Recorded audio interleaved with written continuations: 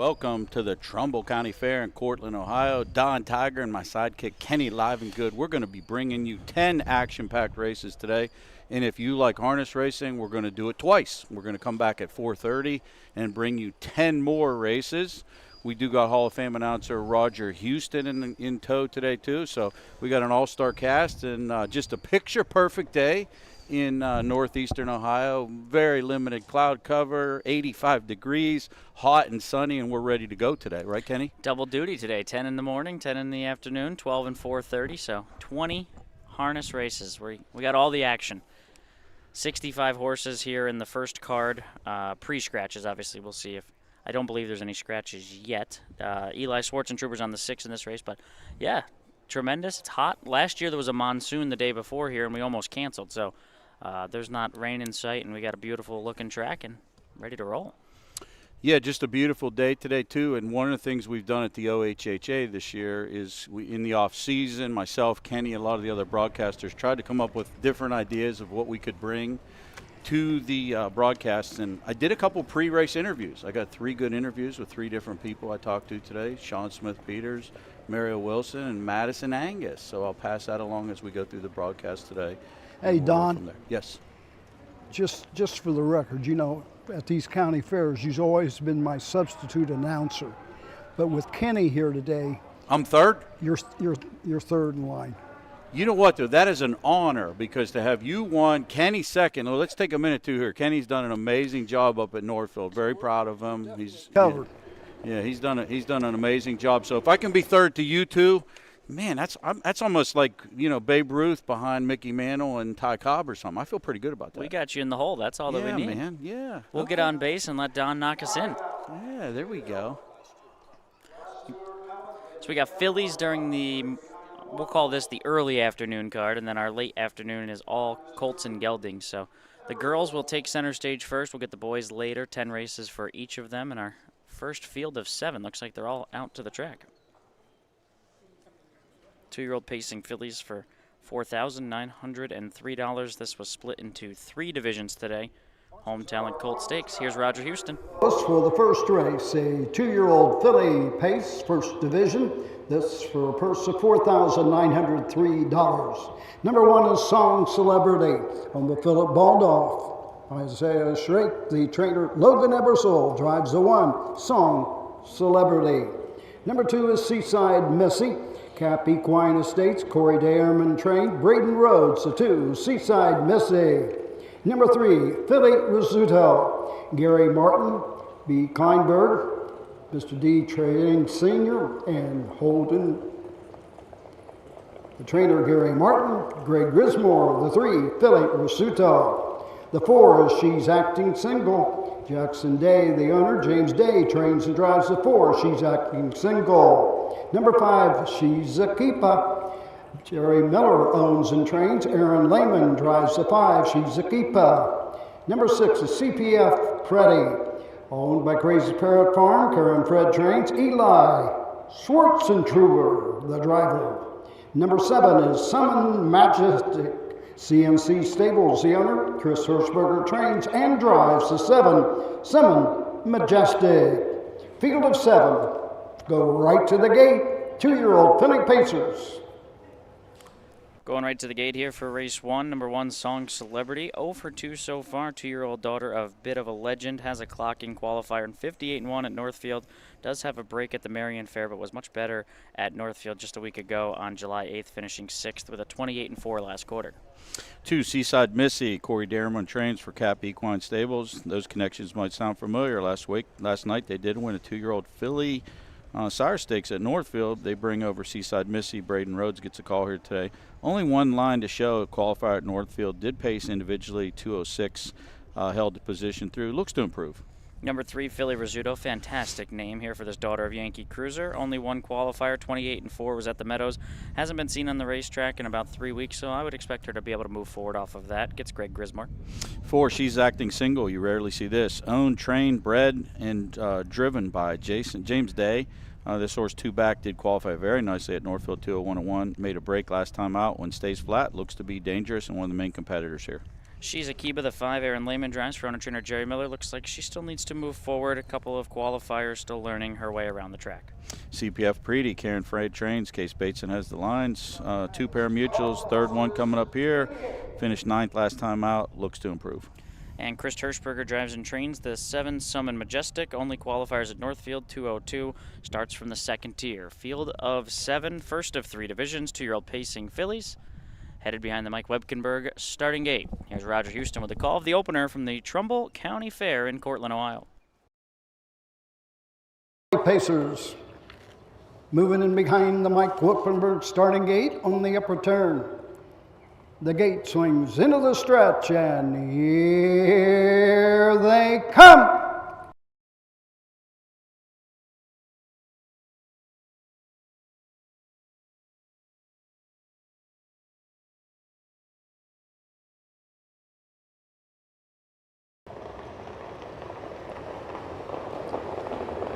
They're off and pacing. That is She's Acting Single going for the lead. Seaside Missy on the inside between horses. Filly Rizzuto as they race into the turn. Song Celebrity gets away 4th. 5th on the outside. CPF Pretty as they race to the backside. Next comes Summon Majestic and trailing the field as they race down the backside. She's a keeper. Going to the first 8th. On top of the field, She's Acting Single and James Day showing the way by a length and a half. Right there, second, Seaside Missy as they race over to the first quarter mark. Filly Rizzuto is there third. Opening panel 30 and 3/5. Moving up on the outside with each and every stride. Going forward is CPF Pretty. Now 4th, now 3rd, and closing along the leaders. Song Celebrity races 5th. Summon Majestic is 6th, and trailing the field, She's a keeper. Passing the stands first time, coming to the halfway point. James Day cutting it out with She's Acting Single by a length and a quarter. Seaside Missy is 2nd. They're over to the half in 102 and 1. Into the turn they go. Still on the outside, but making up ground is CPF Pretty. Now 3rd and still going forward. On the outside, Filly Rizzuto 4th, yet to come to the outside, but will do so with cover. Racing 5th, Song Celebrity. 6th on the inside, Summon Majestic, and treading the field. She's a keeper. Going to the 3/4 mark. Been there every step. She's Acting Single by a length and 3/4. Racing 2nd, Seaside Missy. 3/4, 1:32 and 4. Midway around the final turn. CPF Pretty is 3rd on the outside, going that long mile. Staying on the inside is Filly Rizzuto and Grismore, starting to look for some daylight. And now, coming to the outside, Filly Rizzuto on the stretch, on top of the field. She's Acting Single. Closing on the inside with every stride, Song Celebrity to be 2nd. Photo for show. The mile. 2:04 2/5. 2:04 and 2/5. Pretty snappy opening race over here today. She's Acting Single behaved today. Left the gate. Looked a little ominous at the 3/4 pole. Looked like she was starting to get in deep waters, but she dug down deep and did hold up sway. And a nice race out of Song Celebrity, buried at the rail, came up the inside to grab 2nd. And Filly Rizzuto, great name. Filly Rizzuto rounds out. Nice, lot of pace in the lane. Good race, good opener to card. Yeah, if we can get 20 races like that, we'll be in for a treat today. 7 horses, and every one had a shot basically turning for home. I mean, Chris Hirschberger swung 5 wide and ends up finishing 5th there, I believe.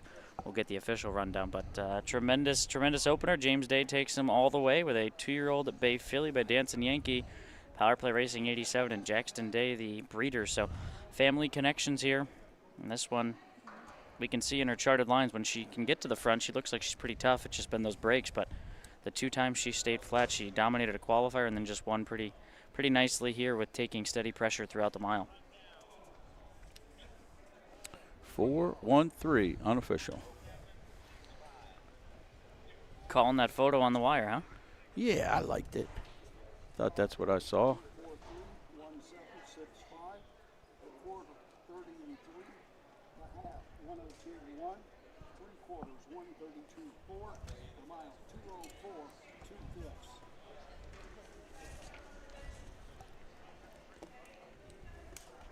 James Day training 4 horses today. He's got races 1 and 2 and 9 and 10. So we try to sweep the early and late doubles on our first card.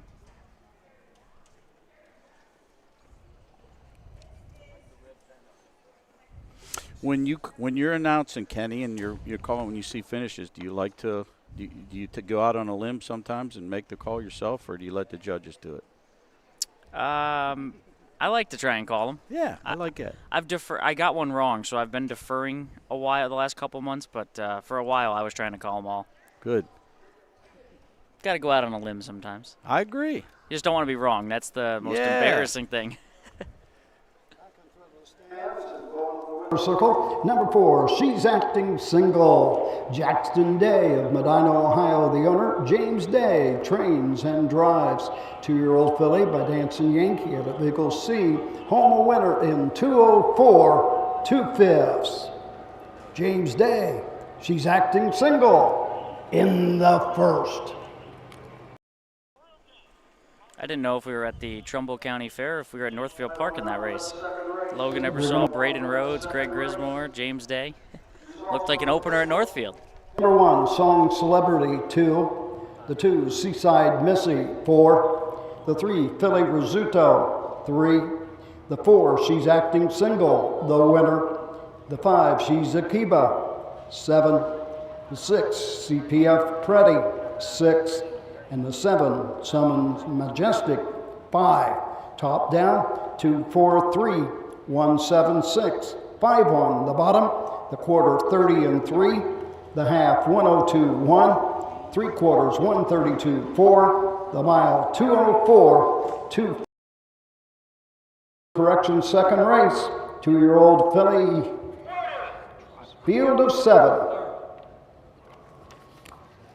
We're 1 in the books. Race 2 will be back after these short messages.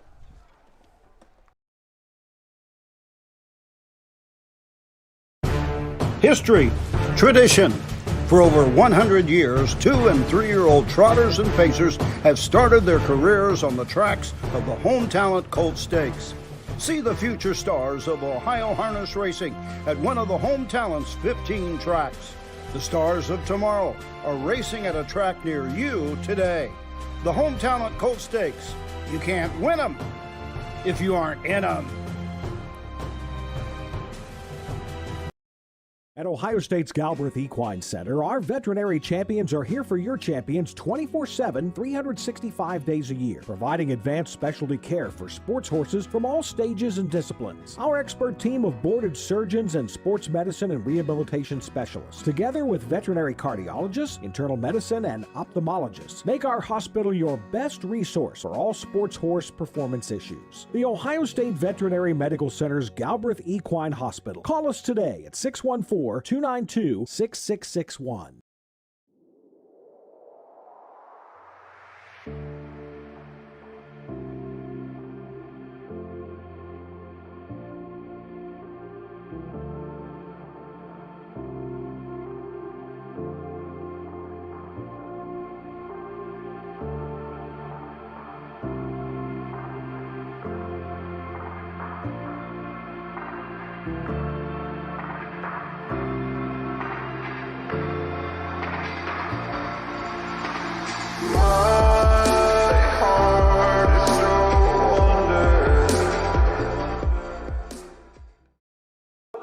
We're back. Welcome back to the Trumbull County Fair, Cortland, Ohio. Don Tiger, Kenny Livengood, bringing you 10 races today. We got 1 in the books. We go to race number 2, Kenny, and I don't think we have any changes, do we? No changes so far that we have. So 2-year-old trotting fillies will go as programmed. Another field of 7. I got a little time yesterday to catch up with some people, and one of the things we're doing OHHA again on the pre-show, we're trying to get more background information on some of our contestants here, and I got a chance to catch up with Sean Smith-Peters. Very interesting man. He's got a stable of horses up at Aces. He's been well-traveled. He started out in Champaign, Illinois Fairgrounds. He told me he started training over there, and from there went a little bit of everywhere. He went to California, Came back all the way to Ohio, New Jersey, Pennsylvania. He's traveled a lot of places, but he's kind of hunkered down here. He's got 3 horses in today, 2 filly trotters, Ohio breds, and a colt pacer in, I believe, the night card today, Monty Mickey, that drew the rail. And he was telling me how he acquired it. It was the only Ohio bred in that sale and sold for $6,000. Told his significant other that that's about what he was going to pay, and he felt that if that horse would have sold at the Ohio Select Jug sale or one of our sales in Ohio, probably would have sold for 30, 40K. So he got a good deal, and that horse looks well meant in that race. But I enjoyed catching up with him, learning about a little bit of his horses. He had a real good horse named Blue Spark that was his favorite, and he's doing well, and he's out in the track here in race number 2 with Action Audio. Sean Smith-Peters, I was not at the track, obviously, for a couple of weeks, but he won, I believe, back-to-back. I don't know if it was back-to-back races or a double on the card, training double at some big prices a couple of weeks ago at Northfield. So starting to get on a little bit of a heater. 12 wins, 119, so just around that 10% mark. And he's got the 2 Action Audio here, who they put trotting hobbles on her in the qualifier, and she raced well at Delaware, and then she did make the break. But it was the rail at Northfield, young trotter. I'd give her a pass for that and expect her to maybe stay flat here on a little bit wider turn and not as tight angle into that first turn here. The track, it almost looks like they're always turning. It doesn't even look like there's a straightaway out there. It's so sweeping, and it kind of looks like Delaware a little bit, no? It does, yes. Yeah, the one thing about here, we won't see any real snappy miles because it's more of a non-banked surface, so you've got these wide turns. That's why we're not going to get any crazy miles here today, maybe 2-1, 2-2 tops, mainly the circumference. But neat little place to be. Always when we get to spend time with friends and this is my first broadcast of the season, so this is kind of like the beginning of the fairs for me. I've got a bunch of gigs coming up here, but we've kicked off the season, obviously, a month or so ago into June. But good racing here for sure. A couple pair of maiden voyages here. Yes. My first one as well. There we go. And we'll be right back next Tuesday. Doubleheader. Yes, absolutely. That's Carrollton, too. We enjoy going over there. That's a fun place to be. But these are cool environments. I always enjoy this traveling, going to these different places. The judges and stuff, Woody Woolham, who runs the Home Talent Colt Association, he's here for all these races. Just a great place to be, and all-star cast that we have. Great, best cameraman in the business, Matt, making sure that we're in good shape. So all is well. Knock on wood. Looks like we got 6 of them out here. 2-year-old trotting fillies. A lot of Northfield guys here today. Yeah, like you said, this is Northfield Southwest for today. I mean, a lot of trainers and drivers over. I love to see Greg Grismore here. I mean, like Greg Grismore, a lot of people don't know this. So this is a guy who's won a Jugette. He's had a lot of past success. His dad, Mark Grismore, was an excellent horseman. Kind of groomed Greg, and Greg was a Scioto guy, and then kind of moved up to Northfield. But a lot of pedigree, won a lot of races. And, where he's in his career, he's not getting as many drives per se here and there. Does a great job. I've watched him drive a couple lately. And, he's still got the hands, still got the and it's nice to see him come over here at the fair circuit and participate too. So yeah, Greg just got his 8,000th win last year right up at Northfield. So, he's won a lot of races. And like you said, he doesn't get the power he used to get, but he doesn't do anything wrong. You still can tell that that's a guy that knows how to win, and he's won 8,000 races. Here's Roger with the post-parade. $7,774. Number 1, Create Some Magic. Wayne Mass Jr., Callum Racing, S. Miller and K. Miller are the owners. Kara Miller, the trainer. Chris Hirschberger drives the 1, Create Some Magic. Number 2 is Action Audio. David Doubleman and Alexa Keel. Sean Smith-Peters owns. Smith-Peters trains and drives the 2, Action Audio. Number 3 is Sober Sophia. Suzanne Cuchilla, the owner. Logan Ebersole trains and drives the 3, Sober Sophia. Number 4 is Volstead's Tempest. Gary Martin owns and trains. Greg Grismore, the driver of the 4, Volstead's Tempest. Parading out of order, number 5, Margarita Breeze. David Myrick, the owner. Charlie Myrick trains and drives the 5, Margarita Breeze. Number 6, Image of Money. Eli Stable, the owner. John G. Wingard trains and drives the 6, Image of Money. And number 7, Rose Run Cameron. Power Play Farms, James Day trains and drives the 7, Rose Run Cameron. A field of 7 2-year-old filly trotters, 1 through 6 on the gate, 7 a trailer, second tier. Number 1, Create Some Magic. Chris Hirschberger driving for Kara Miller, 2-year-old daughter of Creatine. 2 qualifiers so far. They actually took trotting hobbles off of her, and she was better in that qualifier, 203 and 4, $13,000 Buckeye Classic purchase. Number 2, Action Audio. Sean Smith Peters trains, drives, and co-owns with David Doblin of Forest Lake, Minnesota. This horse is, he told me when we talked about this one, small and mighty and looks to improve. 3, Sober Sophia. Nothing much to go off of here as we haven't got an official line. Logan Ebersol trains and drives. $11,000 purchase, daughter of Long Tom. 4, Volstead's Tempest. Gary Martin owns and trains. Greg Grismore has the lines today. Nice effort in the opening debut over at the Meadows. Horse drew the rail, finished a nice third, passed one in the lane.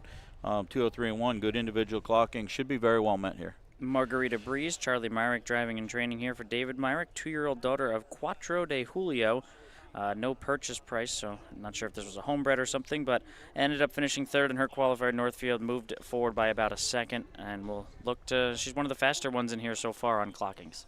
6, Image of Moni draws the far outside. John Wingard trains and drives. Eli Stables owns this horse. 0 for 2 so far, distance in both efforts. Made a skip last time out. Definitely needs to improve off that. Rose Run Cameron, the 7, James Day, will try to take a double. This one broke all the way around the Marion track, but the qualifier at Northfield and the effort at Paulding put her in contention here. Has the second tier. That's the field of 7. This is one of 2 divisions for 2-year-old trotting fillies. $7,774. They're headed behind the Mike Webkenberg starting gate, and here's Hall of Famer Roger Houston.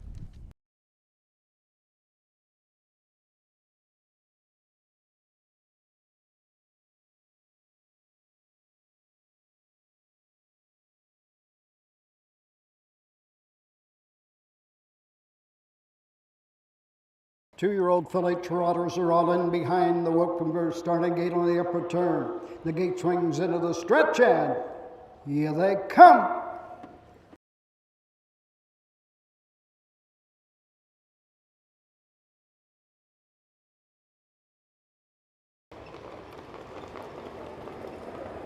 They're off and trotting, Create Some Magic goes right out for the lead. On the outside, Volstead's Tempest is there second.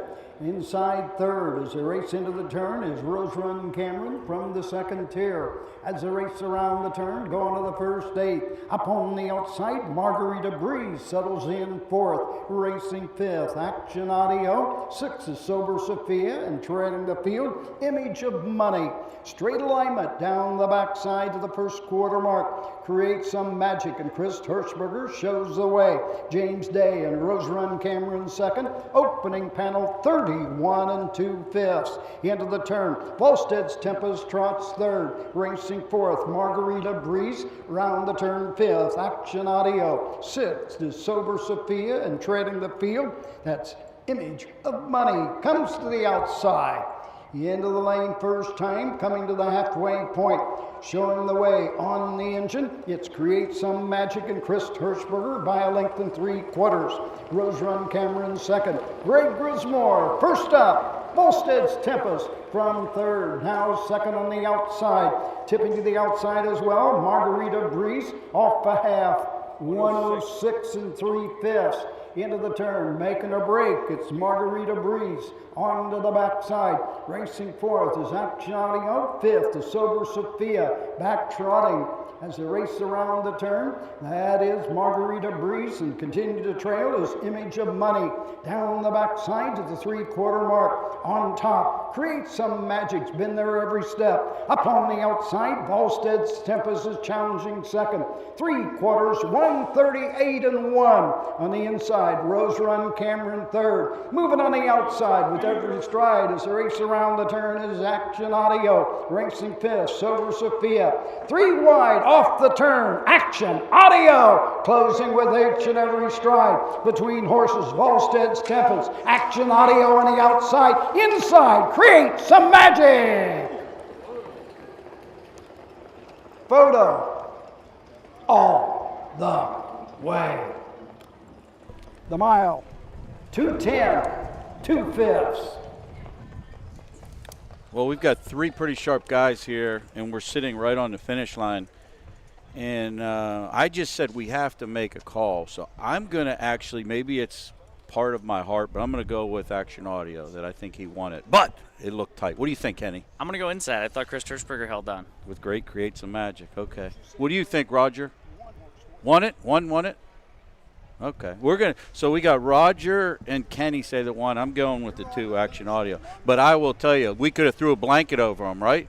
Oh, yeah, they were that all was right there. We didn't set any world records there, but we got That was a fun horse thrilling race. finish. Yeah, that was a fun horse race. Volsed's Tempest, too. That horse took a lot of air. Don't take anything away from that horse also in the photo. Horse was a very clean. One win it? Okay. Number 1, Chris Hirschberger.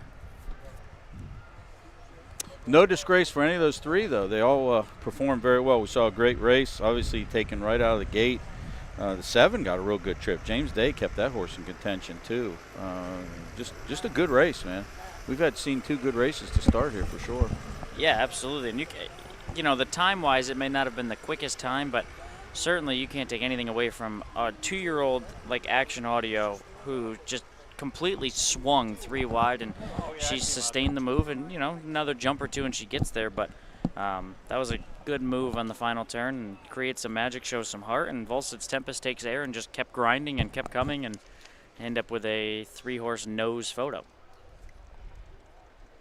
We'll wait for the judges to give us official. The 1 is making her way back to the winner's circle. Guys, Create some. I see out on the racetrack, Don Irvine Jr.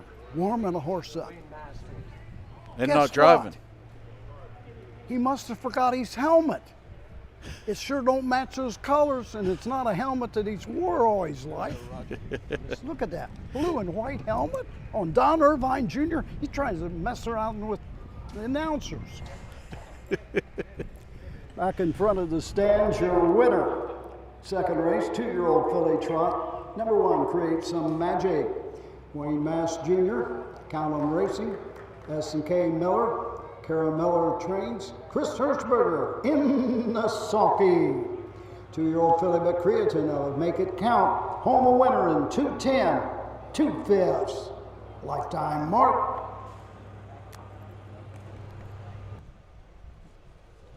So Create Some Magic goes wire to wire. So speed so far, a little track bias maybe. 2 speed horses have gone wire to wire. We'll see how that goes as we get some water down on the track now from a little old school looking fire truck. Yeah, when you get on this circuit, you see a lot of interesting old school old school water trucks. So. Yeah. Well, we're 2 races in the books. We'll be back with race 3 after these messages.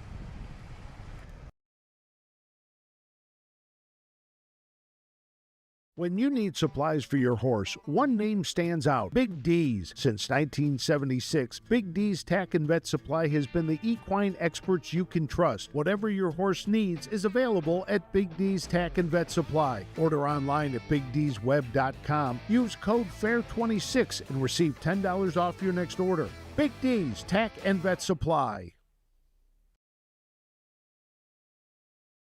Hickory Lane Farm is proud to have bred or produced 3 Dan Patch champions over the last 3 years. Located in Findlay, Ohio, Hickory Lane Farm bred and sold world champion It's Academic. We also co-bred and sold sophomore Breeders' Crown winner Yo Tilly. Our stallion, In Range, set new sales records at the 2025 Jug Sale and is the sire of Set Your Sights High, who was last season's Dan Patch 2-year-old trotting filly. Find your next champion at the Hickory Lane Farm. Consignment.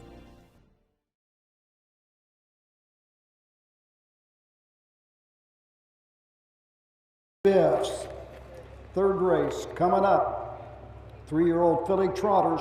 The 1, Line of Sight, Logan Ebersole. The 4, Tom's Crazy Peach, Braden Rhodes. Scratch the 6, Triumphant Times. The 7, Nothing But Win, James Day.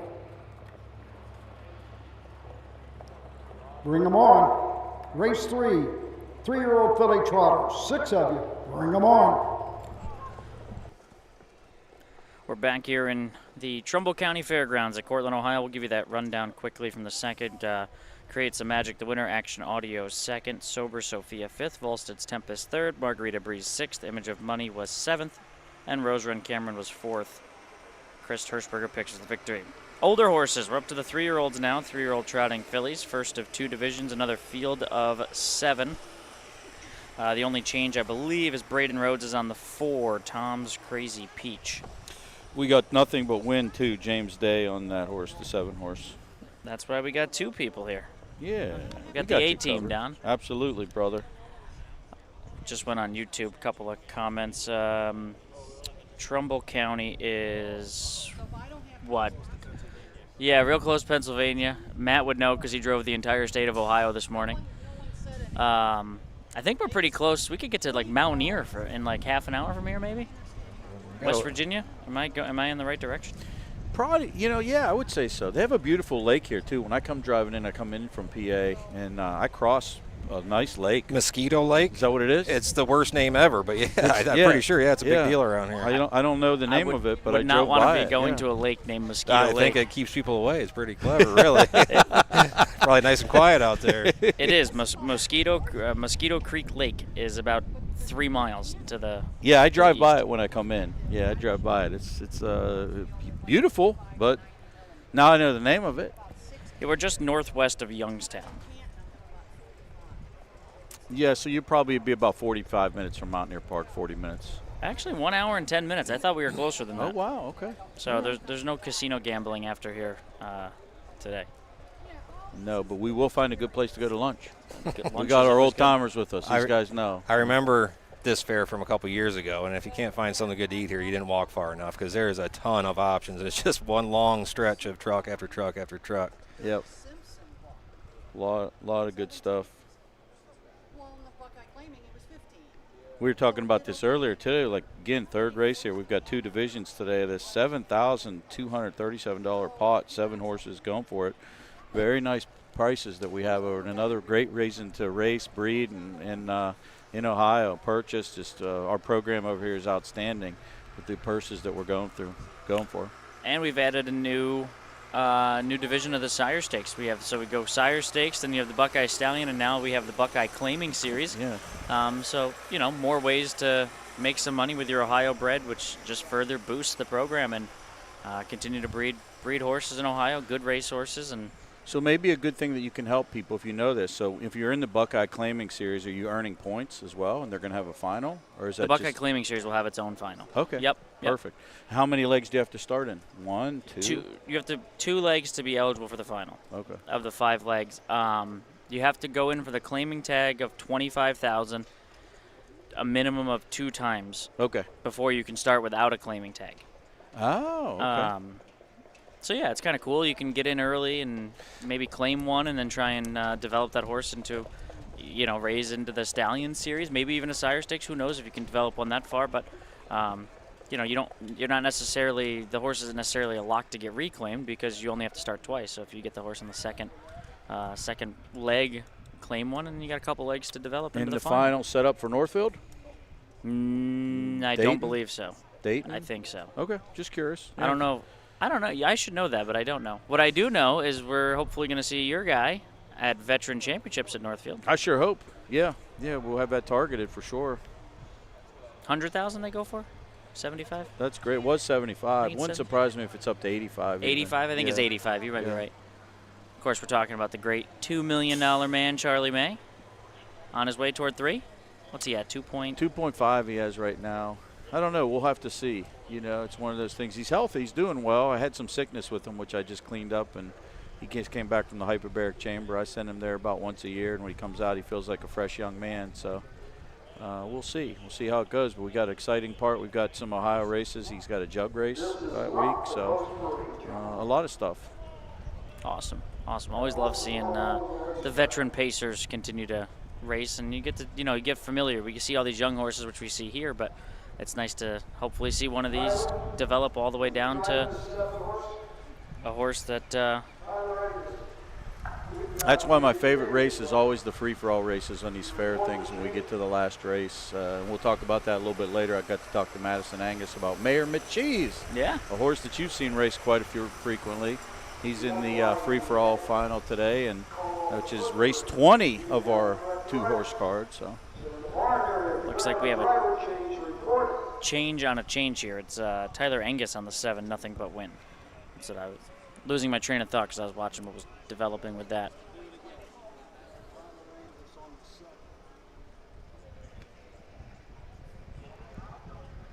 Got 6 of them out here as well, but yeah, 3-year-old. What's your favorite division, Don? 2-year-olds, 3-year-olds, Pacers, Trotters, Fillies, boys. Catch that after the post parade. Number 1, Line of Sight.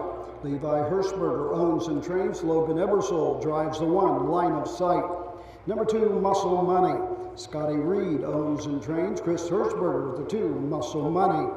Number 3 is Dublin's Delilah. Anthony Miller and Hagerman Racing. Herman Hagerman trains. Emmanuel Miller drives the 3, Dublin's Delilah. Number 4, Tom's Crazy Peach. Eli Miller owns and trains. Braden Rhodes, the 4, Tom's Crazy Peach. Number 5, Trainer and the driver, the 5, 7-Lick Image. Number 6 is Scratch, and a late driver change in the 7th horse, Nothing But Win. Ryson Akers, the owner. Daniel Miller trains. Make the driver Tyler Angus. Horse will take that score and go right to the gate. 3-year-old trotting filly, $7,237. 1, Line of Sight, John Sioka Jr. Logan Ebersole for owner trainer Levi Hirschberger. 3-year-old filly of In Range. She's only raced 4 times and was only a $2,500 purchase. She's gotten half of that back at $1,200 as she looks to develop her young career.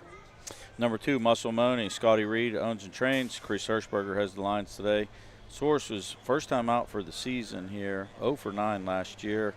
Not much we can go off here. We'll just see how she improved from 2 to 3. 3, Dublin's Delilah. Manny Miller. Looks like he had choice of the 3 or the 4. He goes with the Hagerman trainee, daughter of Volstead. She's 0 for 19, but clocking-wise, she's raced well. She's got a 3rd at Scioto in the Buckeye Stallion Series this season in 156-2. Tom's Crazy Peach. Eli Miller owns and trains. Braden Rhodes gets the call now. Braden Rhodes will be driving the 4, Tom's Crazy Peach. This one's been well meant, has been entered in the Buckeye Stallion twice, actually 3 times on the program we see here. A 5th last time out, but only beaten a couple lengths. 3 back was 7th, individually trotted 57, and way down the bottom of the page on May 3rd was a winner by 5 and 58-4 at Northfield. So this one's got some back class here, and is the $26,000 earned in the field, one of the top money earners. 5 is 7-Lick Images. Used to be with Scott Cox. As you can see, she was claimed from the Buckeye Claiming Series at Scioto and moved into the Michael Durant's barn and immediately went into the Buckeye Stallion, and she finished 3rd, 2 back in 59. She's a 4-time winner and a $27,000 career earner. Scratch the 6. 7-horse Nothing But Win. Daniel Miller trains. Ridgeland Acres owns this 3-year-old filly. We do have a driver change. Tyler Angus will be behind Nothing But Win. He was behind her 3 starts ago and did run 5th in an all-winner 1 at Northfield. We'll trail from the 2nd tier, still looking for that maiden voyage win. And with that, we are heading to the Mike Wokenberg starting gate. And you'll notice we've got a flag on there celebrating 250 years of this wonderful country. Mike's done a great job. He's going to take them to the gate, and Roger Houston's going to take them out of the gate. Here you go, race number 3.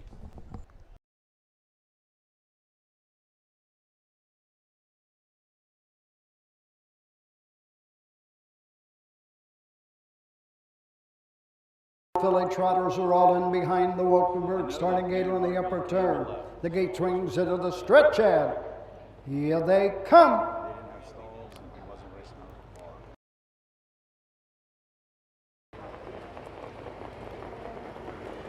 They're off and trotting. Tom's Crazy Peach goes right out to the lead. Line of Sight gets away second, goes off stride into the turn. As they race around the turn, also off stride, Nothing But Win. As they race to the backside, making a break, Dublin's Delilah. Got more of them making breaks and staying trotting. Into the turn they go, down the backside. Tom's Crazy Peach leads the way. Racing second is 7-Lick Prize. Racing third, down to the first quarter mark. On the outside, Muscle Money. Racing fourth, back trotting, Nothing But Win. Opening quarter, 30 4/5 as they race around the turn. Racing next as they race over to the 3/8 mark. Racing fifth, Dublin's Delilah. And treading the field as they race around that turn, it's Line of Sight. Into the lane first time, coming to the halfway point. On top, Tom's Crazy Peach and Braden Rhodes. Been there since the start. Racing second, Seven Lick Image. Off stride goes Nothing But Win. Into the turn, Muscle Money is there third, moving on the outside. As they race around the turn, Dublin's Delilah. Opening half in 101 3/5 on to the backside and the 5/8. Tom's Crazy Peach has it by 2.5. Seven Lick Image is there second, trying to close the gap. Emmanuel Miller and Dublin's Delilah making up some ground. Racing fourth, Muscle Money. Off stride fifth, Nothing But Win. And treading the field, Line of Sight at the 3/4 in 1:32. Midway around the final turn, Tom's Crazy Peach is opened up now by 5 lengths on Seven Lick Image. Continued to close on that second spot. Comes Dublin's Delilah, tipping to the outside for Emmanuel Miller. Through the stretch, on top, Tom's Crazy Peach. The battle's on for second and third. It's all Tom's Crazy Peach. Dublin's Delilah is second, home third, Seven Lick Image. The mile, 2:04 1/5.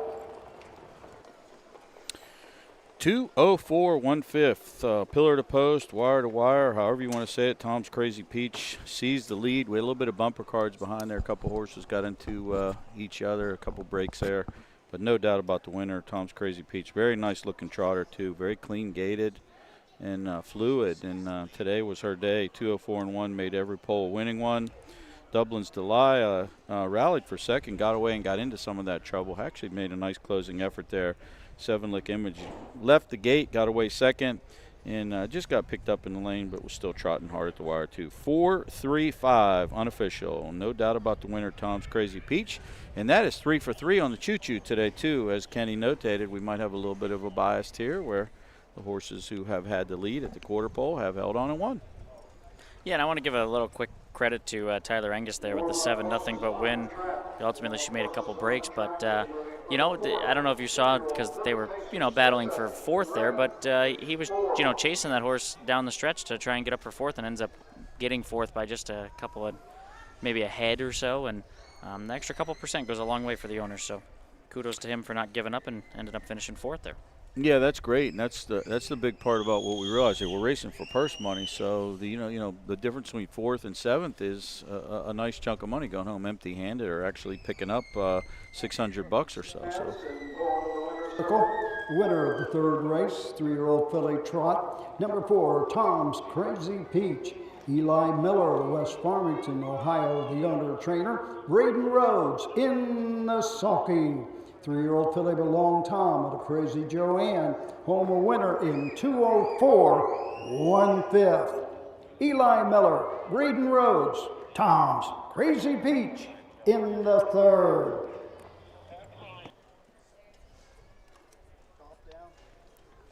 Effortless there from Tom's Crazy Peach. Once she got the front and avoided all the chaos. Sometimes that's all you got to do at a fair, avoid the early trouble. And who would have thought that the 2-year-olds were a little more well-mannered than the 3-year-olds so far?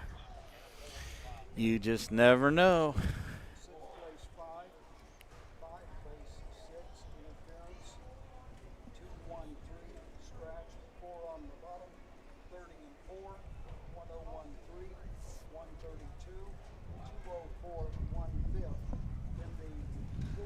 And that was our first of 2 divisions of 3-year-old trotting fillies. Going back to the 2-year-olds here, coming up in the 4th.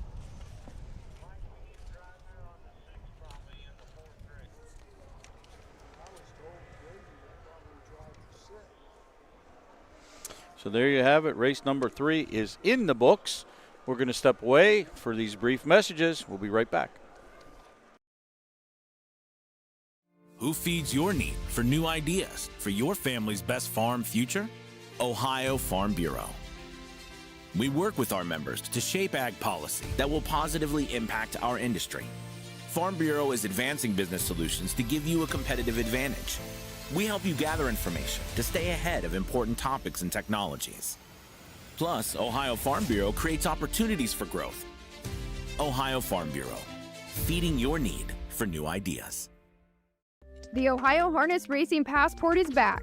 Sponsored by Webkenberg Starting Gates, the Passport takes you across Ohio's county fair circuit and now includes marquee events like Ohio Super Night. It's free and open to fans of all ages. Get your passport from the OHHA broadcast team and collect your stamps. Earn prizes all season long with more ways to win. Compete for the grand prize. Experience Ohio through harness racing. It all begins with a dream. In Ohio's lush pastures, a foal is born with the heart of a champion. Through dedication, care, and generations of world-class breeding, that spark grows into raw power. Today, Ohio's Standardbred industry offers nearly $24 million in purses for Ohio breds, drawing the best and rewarding the brightest. Breed, buy, race, and win in Ohio. Top down, place 5, place 6, 2, 1, 3, scratch 4 on the bottom, the quarter 30 and 4, the half 101, 3, 3/4 132, the mile 204, 1/5. In the fourth race, number 6, Artificial Roses, will be driven by James Day. James Day drives the 6, Artificial Roses. Back here at the Trumbull County Fair in Cortland, while we got a second while we wait for the couple horses. Don, we put you on the spot here. What's that favorite division? 3-year-old Colt Pacers. 3-year-old Colt Pacers. Yeah, and I think so because, growing up as a kid in Western Pennsylvania by Roger Houston, we're Canonsburg guys. The Adios was 10 minutes from my house. It was always 3-year-old Colt Pacers. And I actually got to spend a moment today. One of our presiding judges here today, Dan Ross, won the Adios. Really? Yes, he did. Yeah, it was one of the local connections that won the Adios. I don't want to date him or date me, but it was a while ago. Who was the horse? That's Brad, too. I can't remember that. Oh, I should have left it alone. No, it's okay. Sorry. When you get old, you forget this stuff. But we're going to get that back. I'm gonna make sure I figure that one out before the end of the day. But that's always been like – and actually the Milstein – used to be named the Cleveland Classic. I don't know if you knew that. So, there were certain things that we set up in this area for 3-year-old Colt Pacers, and that would be Milstein, Adios. Obviously, you've got your Meadowlands Paces, the one in Canada, North American Cup, and then there was other things too, Messenger Stakes, Little Brown Jug. So I think, being a purist, that's still my favorite division. But that doesn't mean I don't enjoy a good 2-year-old trotter. It doesn't mean I don't like aged horses. It's just if you put me on a spot, that's what I would say. I like the aged Pacers. I do too. Personally, I do because you get to see them year after year. Yeah. And they compete longer, and that's my biggest. I'm a fan of thoroughbred racing too. One of the worst things is you get a good horse and at 3 years old he retires. Mm-hmm. It's fun to see the Sovereignties and the White Barrows and these horses race, in the aged division. So, yeah, I think that's fun. Well, that's good. I'm glad you like that. Yeah. But, of course, like you said, we like them all. That's why we're here. We wouldn't be here if we didn't like the young horses. It's always fun to see the potential stars of tomorrow. There are a couple nice sire stakes horses last night at Northfield, too. 2-year-old pacing filly. I think she stopped the clock. Joe Bongiorno's horse in 153-1 for a 2-year-old. That was pretty crazy yesterday. That was a great race, too. The horse that ran second, I thought, ran good, too. Legacy of Power. That's who the horse was, Legacy of Power. And that was in what year? Let's try to find out what year. Legacy of Power. And it was trained by his brother, Buster Ross, too. So really cool. Have local connections like that. I mean, did you attend the Adios almost every year, being that close? Yes. I was a fixture there. And the thing is we used to talk about who was coming to the Adios. Like you just started to 1997, Legacy of Power. Yeah, so 29 years ago. 29 years ago, yep. It's a festival. And what was the best part about Adios wasn't just Adios race. It was Adios week. was a because festival. It was a festival. Tuesday, you had 2-year-old filly trotters, and there used to be a guy named Jan Nordine who was much like we would have today from Aki Svanstedt. Jan Nordine was a guy that came to town and always brought in 20 trotters, and they would have no lines, and they would go win in 2 minutes and pay $40 to win. So it was just, he was a horse whisperer. A lot of those Swedish and European guys are, but Tuesday was good, Wednesday was good, Thursday was good. Friday used to be the fillies, which would be the Addo Volo, which was our filly division. And it was just a lot of fun. The whole week was enjoyable. Yep. Just like Jug Week. It was Adios Week. So, like, when you're raised in that area and you kind of get to that, and everyone knows the feel for, like, Jug Week's the same thing. Like, you go put your camper up over there, you go over there all week, and you see the best 2-year-old filly pacers, the best 2-year-old colt trotters, the best Ohio is on display, and we've got the national riders to come in. It's just a testament to Ohio harness racing, how far we've grown too. And I go out on a limb and say we have the best program in harness racing. I don't think that's far-fetched at all. A lot of the Sire Stakes, just when you look at other tracks, and I know because I'm coming from New York, the Sire Stakes program there wasn't very good. A lot of 4-horse fields, 5-horse fields. They'd have 9 horses split into 2 divisions because they didn't want to have trailers, and just wasn't the Excelsior division basically folded. So now it's only Sire Stakes. And Excelsior A, there's no Excelsior B, which is essentially what our Buckeye Claiming Series is. So we're creating new divisions because we have so many horses and so many people that want to race Ohio breds, whereas other jurisdictions are subtracting their Sire Stakes program. So, except for Kentucky. Yeah, Kentucky's growing as well, but maybe I'm biased because I'm a Buckeye true and true with my horses and stuff, but I still feel unbiasedly that the Ohio program's just that far ahead. And, again, we have great trainers, great drivers, great breeding now. That was a thing that for years a lot of the old-timers used to say that we just don't have the breeding, and now we do. We have amazing sires and good dams. We've grown our program immensely, and that's why we're number one. Brandon Boulevard, he's down by the seaside. That's huge. Wins the Meadowlands Pace. Right. Yes. Number 5, said, if you're going to race, let's bring him to the track. Yeah, it is amazing how strong the breeding really is. Down by the seaside just continues to just throw good horse after good horse after good horse. I think those seaside dams are going to be probably something people are going to really throw some money at, too. Down by the seaside as a grandsire? Yeah. Yeah. Who's standing in Ohio now from Burke last year? Is it Sippin' on Sea Rock or Luprint? Sea Rock went to Indiana, I believe. Was it Luprint? Must be Luprint. I think Luprint's standing in yeah, Ohio. I'm almost certain Luprint's standing in Ohio. Yeah. Another strong sire, Sweet Lou. Oh. Unbelievable. And they've done, obviously Burke has done a great job his whole career, but you have to give them credit. There are a couple homebreds that yes. they have now that are, bred by Burke and Weaver Buscemi, and just very talented on the track. So here's the post parade for the 4th. 4th race, 2-year-old filly pacers, $4,903. Number 1, CPF Wash and Rinse. The Crazy Parrot Farm owns, Jerry Miller trains, Eli Schwartzentruber drives the 1, CPF Wash and Rinse. Number 2 is Hoofbeat Harmony, owned by NDF Stables, Danny Hostetler trains, Emmanuel Miller of the 2, Hoofbeat Harmony. Number 3 is Laurel's Legend, Cap Equine Estates, Corey Daherman trained, Braden Rhodes drives the 3, Laurel's Legend. Number 4, A Bit of a Storm. Sue Stockwell owns, Gary Martin trains, Greg Grismore drives the 4, A Bit of Storm. The 5 has been excused from the post parade. Number 6 is Artificial Roses. Deb Pershin, the owner trainer, James Day drives the 6, Artificial Roses. And now on the track and parading is the 5, Noon Said. Terry and Isaiah Shrake, Sherry Cox and Betty Amon. Isaiah Shrake trains. Logan Ebersole drives the 5, Noon Said. James Day on the 6, 2-year-old filly pacers going to the gate.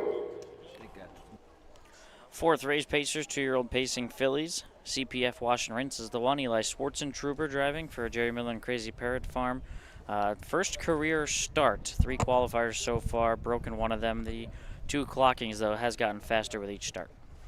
2 Hoofbeats Harmony.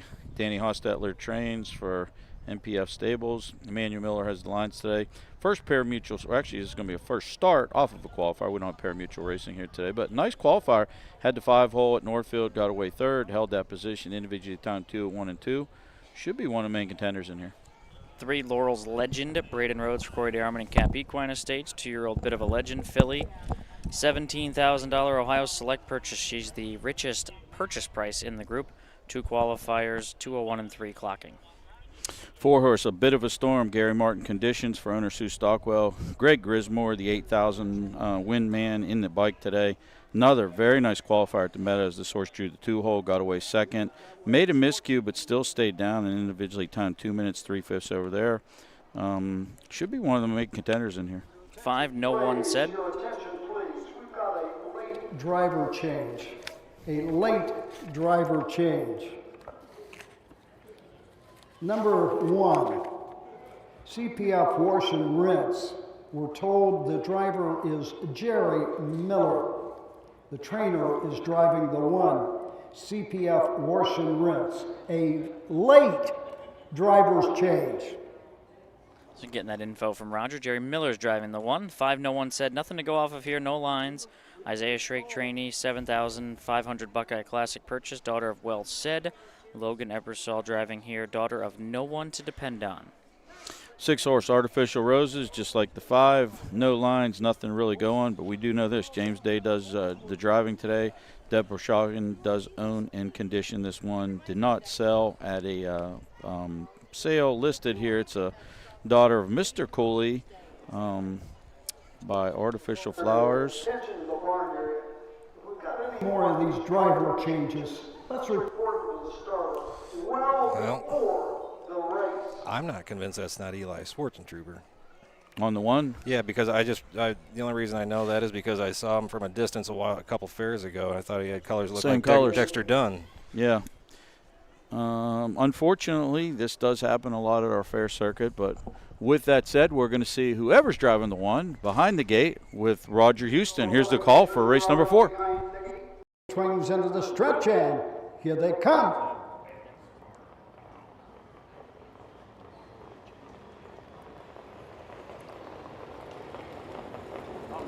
They're off and pacing. Laurel's Legend goes for the lead. A Bit of Storm on the outside goes off stride as they race into the turn. Racing third, now second is Hoofbeat Harmony as they race around the turn. CPF Wash and Rinse gets away third. Racing fourth, No One Said. Back on the outside, following the break, A Bit of Storm. Now fourth for Grismore going on. Treading the field, Artificial Roses. Down the backside, going to the first quarter mark. Laurel's Legend leads by a length and a half. Hoofbeat Harmony is there second. Opening quarter in 30 and 1/5. CPF Wash and Rinse settles in third. Racing fourth, A Bit of Storm gapped out fifth. That's No One Said. And treading the field, Artificial Roses. Straight alignment into the lane first time, coming to the halfway point. On top of the field and showing the way, Braden Rhodes with Laurel's Legend. Racing second, Hoofbeat Harmony. Third is CPF Wash and Rinse. Rough gated into the turn. Racing fourth, A Bit of Storm. Halfway home in 102 and 1. On to the backside they go. Racing fifth, No One Said. Trading the field, Artificial Roses. James Day can see them all. Down the backside, go on to the three-quarter mark. Laurel's Legend continues to lead by a length now, coming to the outside. Emmanuel Miller, Hoofbeat Harmony, challenging second. Racing third, up the inside, CPF Wash and Rinse. Fourth on the outside, A Bit of Storm, 3/4, 134. Midway around the final turn, Laurel's Legend and Braden Rhodes opens up by 2 quick lengths. Coming back on the outside, A Bit of Storm, now second. Racing third, CPF Wash and Rinse. Less than an eighth to go in Ohio. The leader is Laurel Laurel's Legend. On the outside, a bit of Storm. Coming home, it's all Braden Rhodes. Laurel's Legend. A bit of Storm. CPF Wash and Rinse. Hoofbeat Harmony. No one said. Ha ha, I went through. There you have race number 4. 206 3/5. 206 3/5. We tripped the beam at. Laurel's Legend right to the lead. Corey Dearmond for Cap Equine. Very well men in here. Was the highest purchase price horse in the race and the class of the field, and showed it today. Made every pole winning one. Looked like up the backside, Kenny, it was getting a little tight, but when he asked this Laurel's Legend on the turn to pace, she paced away and won by a clear 2-3 lengths. A bit of Storm, Gary Martin, Greg Grismore. Greg, long first over grind thereafter. Held game lead second, was pacing good to the wire. And Jerry Miller, we believe, did drive the one CPF Wash and Rinse, and that one was rough a couple times in the mile, but able to salvage third. Good third place finish. 3-4-1 unofficial. Yeah, they're definitely very similar colors, Eli and Jerry, but Eli has, I think it's gray or he has black. Well, it'll say it in here. It's black. It's got black in it. I don't think Jerry's has the black in it. Do get to see Eli every so often at Northfield. He's been racing there. And for those that were watching, the 6 Artificial Roses was pulled up on the backstretch, but she's walking back to the barn. So not sure if there was some broken equipment or something, but she did not finish in today's 4th. Corey DeArmond found out before the show today. First Sire Stakes leg win last night. That was shocking. Someone else told me that. I would have never guessed that. Yeah. You know, it was almost like the Nolan Ryan thing. How many Cy Youngs has Nolan Ryan won?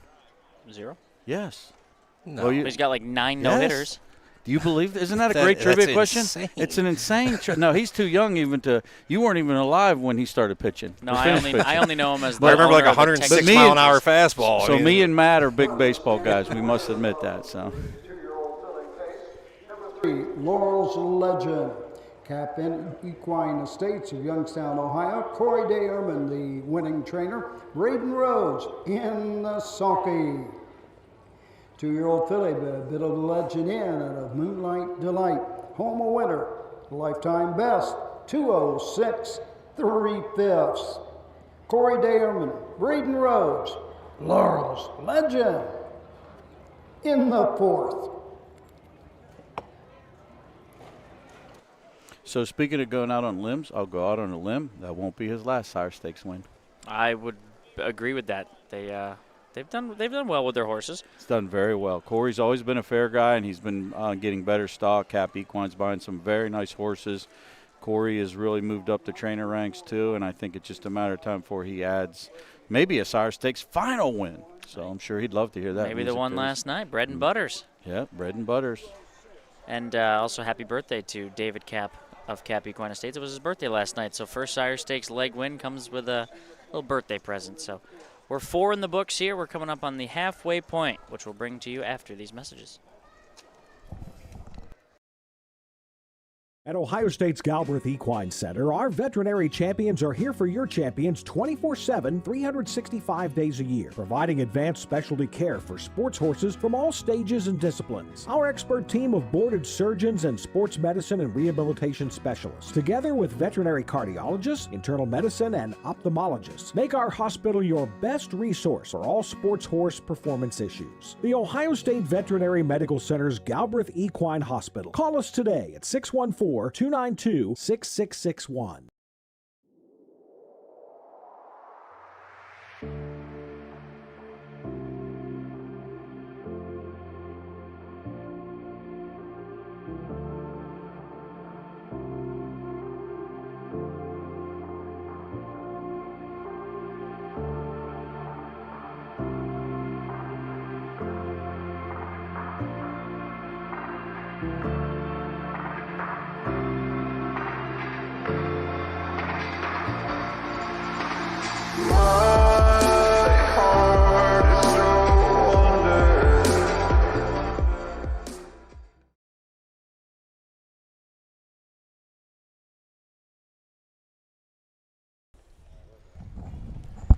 So while we were waiting for the commercial, I had to look up the Nolan Ryan thing. Nolan Ryan, in his long MLB career, only finished in the top 2 in Cy Young voting one time. He has 1 year where he was second. He was second in Cy Young voting in 1973. Can you guess the pitcher that won it? 1973. Jim Palmer. No. Oh, I'm sorry. Yes, Jim Palmer. I was looking at NL. I'm sorry. Yes, Jim Look at Palmer. this. I got something right, Roger. I actually had a trivia question from 73. It was Jim Palmer. And if you go by stats, it's incredible that he won. Nolan Ryan won 21 games. Jim Palmer won 22. Jim Palmer's ERA was 2.4. Nolan's was 2.8. But Nolan Ryan struck out 382 guys? 383. 383, okay. Jim Palmer struck out a little less than that. 200.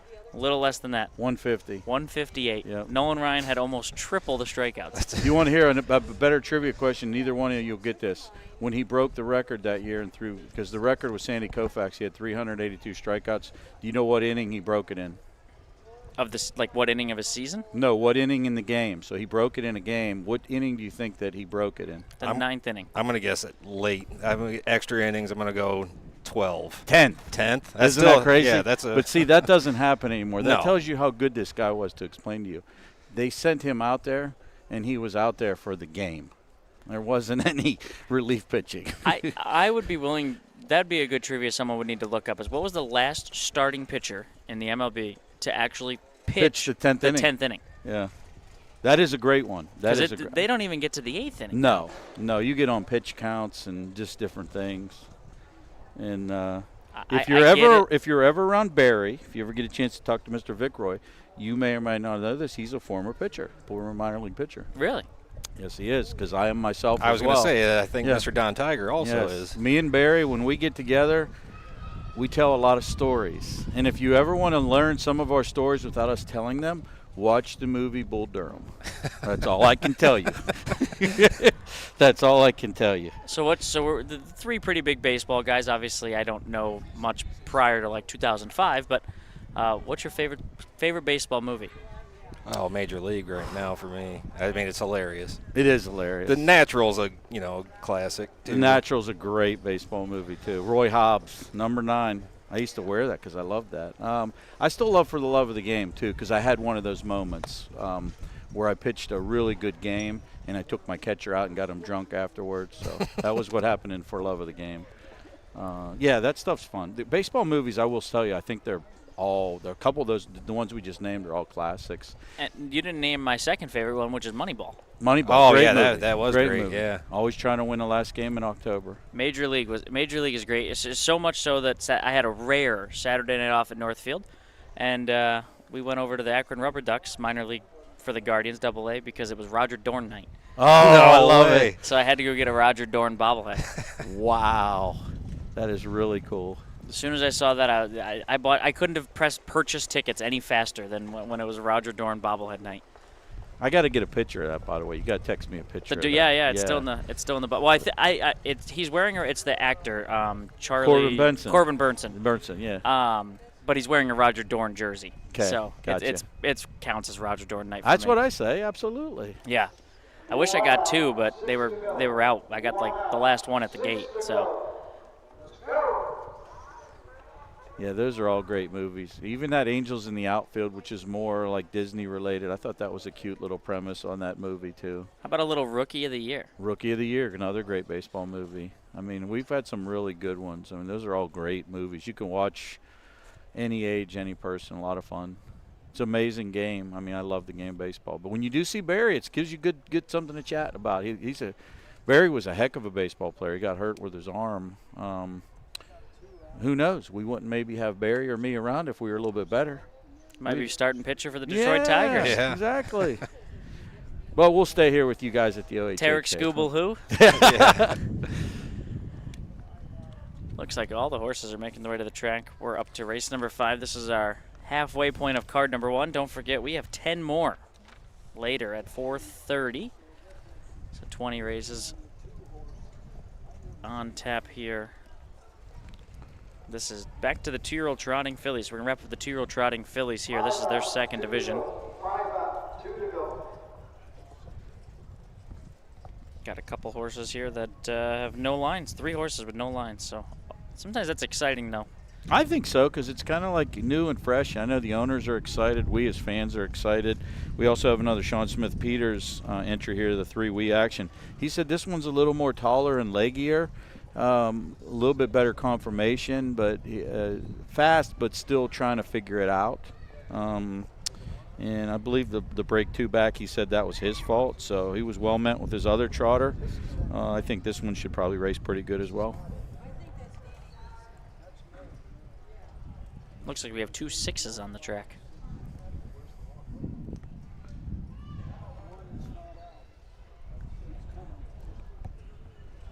It's always fun at the fairs. You never know what you're going to get here.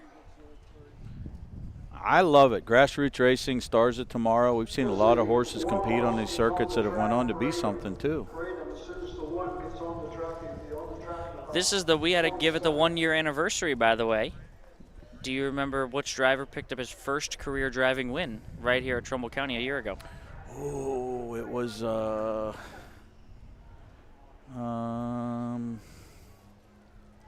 man. You loved his colors. I did love his colors too.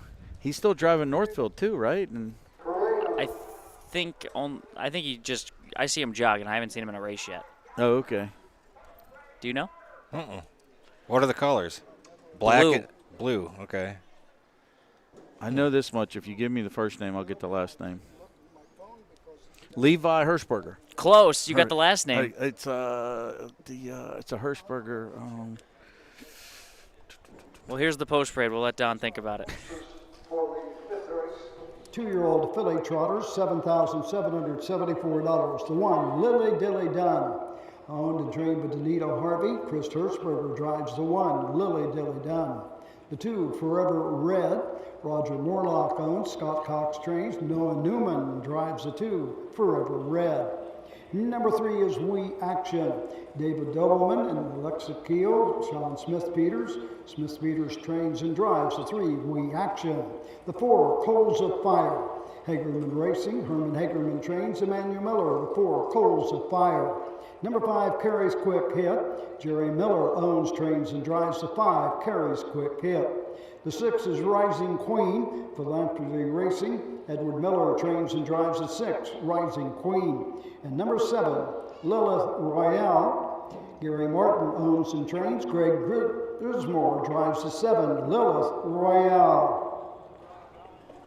Those are the horses, 2-year-old trotting fillies. The answer to the question was Harvey Hirschberger. Harvey Hirschberger. There we 1, go. Lily Dilly Dunn, Chris Hirschberger for owner trainer Danita Harvey. Nothing to go off of here, but this is a homebred for Danita, daughter of Dilly Dunn. 2-horse Forever Red, Scott Cox conditions for Roger Murdoch. Noah Newman has the lines today. $25,000 sale. And Scott Cox is a heck of a trot trainer. I'm sure he'll have this one ready. 3 We Action, we've touched about this. Sean Smith Peters drives and trains for David Daubman, Alexia Kale, 2-year-old daughter of Action Uncle, bred by Carl Howard. Been getting better with every start. Did make the break at Northfield, but the qualifiers have been good, and Sean took blame for that. We'll see if he can keep her flat today. 4, Coals of Fire. Herman Hagerman owns for Hagerman Racing. Emmanuel Miller has the lines today. Sources made jumps at the gate in both efforts behind the gate. Carson Conner had the lines today. Emmanuel Miller has the lines today. Maybe that change up will make this in-range filly a little bit more competitive. 5, Carries Quick Hit. Jerry Miller doing it all. 2-year-old daughter of Volstead. Took a step forward, a major step forward, getting off the fair track to Northfield, qualified in 2:06 and 2. She races without trotting hobbles. In the far outside, the 6-horse Rising Queen. Edward Miller trains and drives for Philanthropy Racing of Apple Creek, Ohio. This one drew the 3-hole at Northfield in the 2-year-old qualifier, got away 3rd. Looks like made a move with a circle there. Still held on for 4th, individually timed 2:03 and 1. Fits like a glove right in here with the rest of them. And 7th, Lilith Royale. Greg Grismore for Gary Martin, the owner and trainer, 2-year-old daughter of Global Republic. Nothing to go off of, but does get the 2nd tier, and Gary Martin does pretty well on the fair circuit, so I wouldn't be shocked if this one was ready to go. Do you know anything about a Noah Newman? Noah Newman is Scott's son, I believe, or Okay. stepson. He's only got 4 starts. He does have his P license. He can drive. He'll get his first win not before too long on the parimutuel circuit. He already has fair wins, but he'll get his first parimutuel soon. And with that, that's the field. $7,774. Here's the voice, Roger Houston.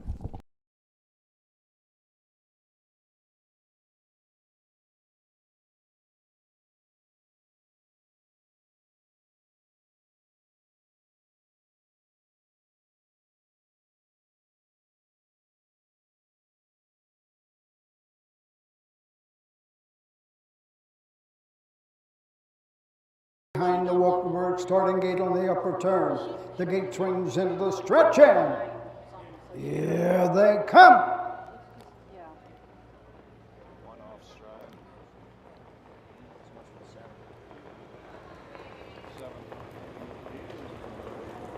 They're off and trotting. That's We Action going for the lead.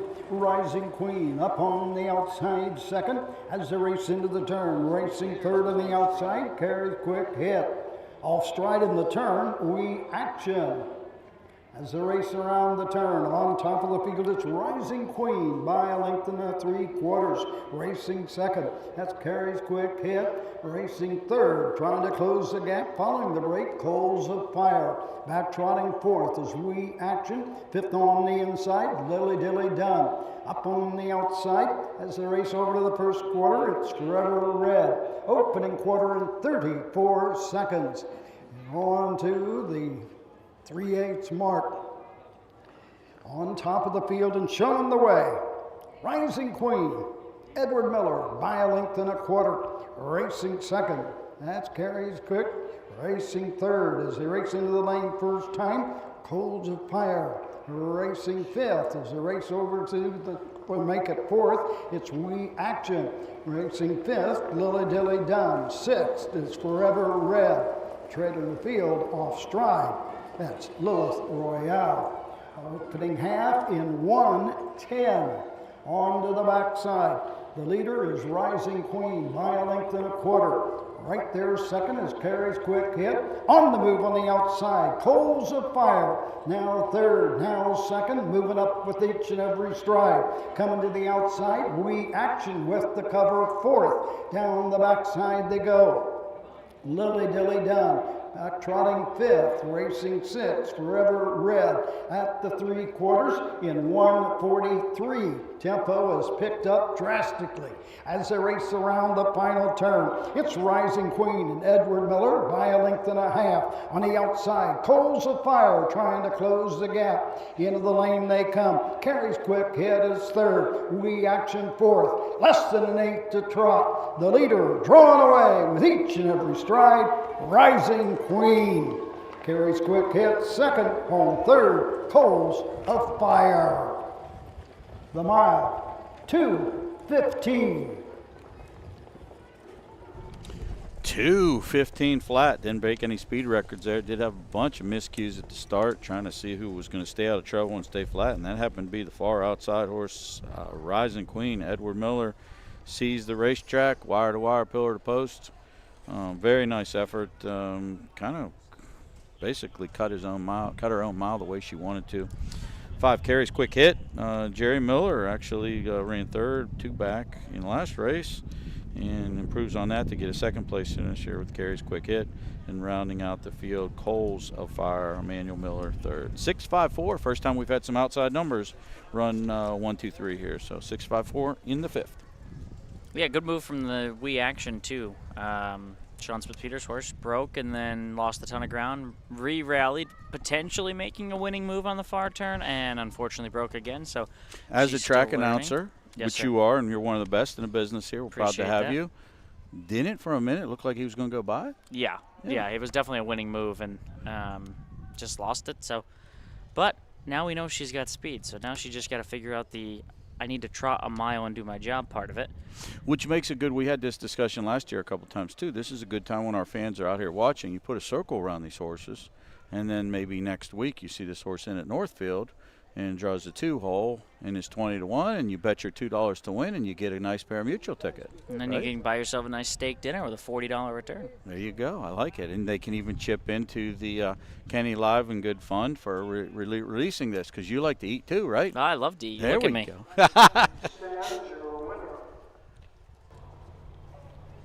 2-year-old filly trot, number 6, Rising Queen. Philanthropy Racing of Apple Creek, Ohio. Edward Miller trains and drives. 2-year-old filly by Marseille out of Jupiter Rising. Home winner and a lifetime best. 2:15. Edward Miller, Rising Queen. Race 6. Make that 5. Getting ahead of myself.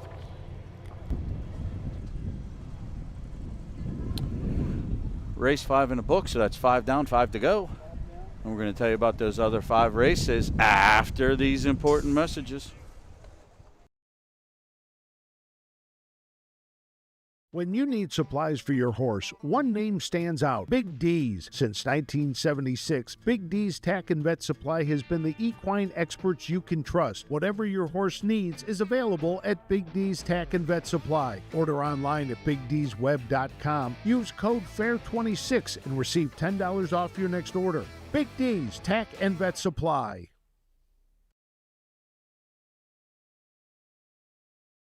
The Ohio equine industry needs your help. I'm Scott Mogan, president of the Ohio Harness Horsemen's Association. With over 300,000 horses in Ohio, the economic impact of the equine industry in the state is over $2.8 billion. That means jobs that pump millions of dollars into the local economy and support thousands of families. For Ohio's equine industry to remain strong, we need to send a clear message to our legislators about the important role that the agricultural small businesses play in Ohio's economy. To do that, we need your help. PACER, the Political Action Committee for Equine Racing, helps support and inform on issues that could positively affect Ohio harness racing. Please consider a donation to PACER. To donate, visit our website at ohha.com or call 614-221-3650. Your donation will help keep harness racing strong in Ohio. Thank you for your support.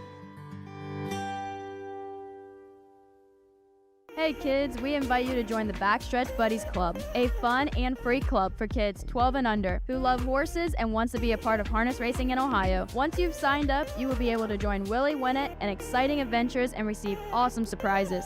Sign up today using the QR code.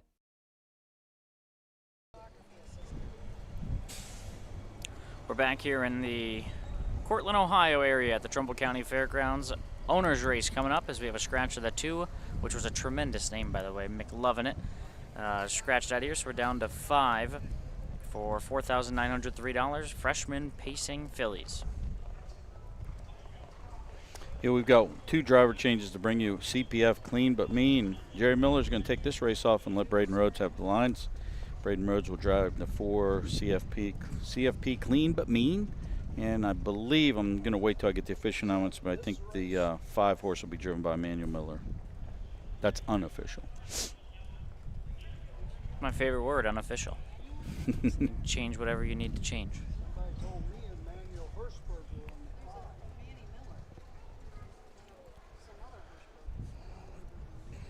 Who's on first? What's on second? I don't know.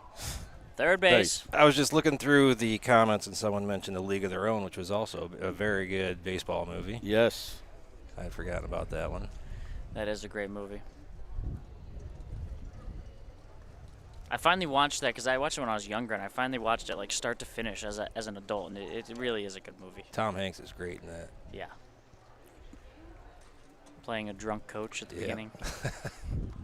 I like when he's washing his face with the wash in the water fountain in the dugout.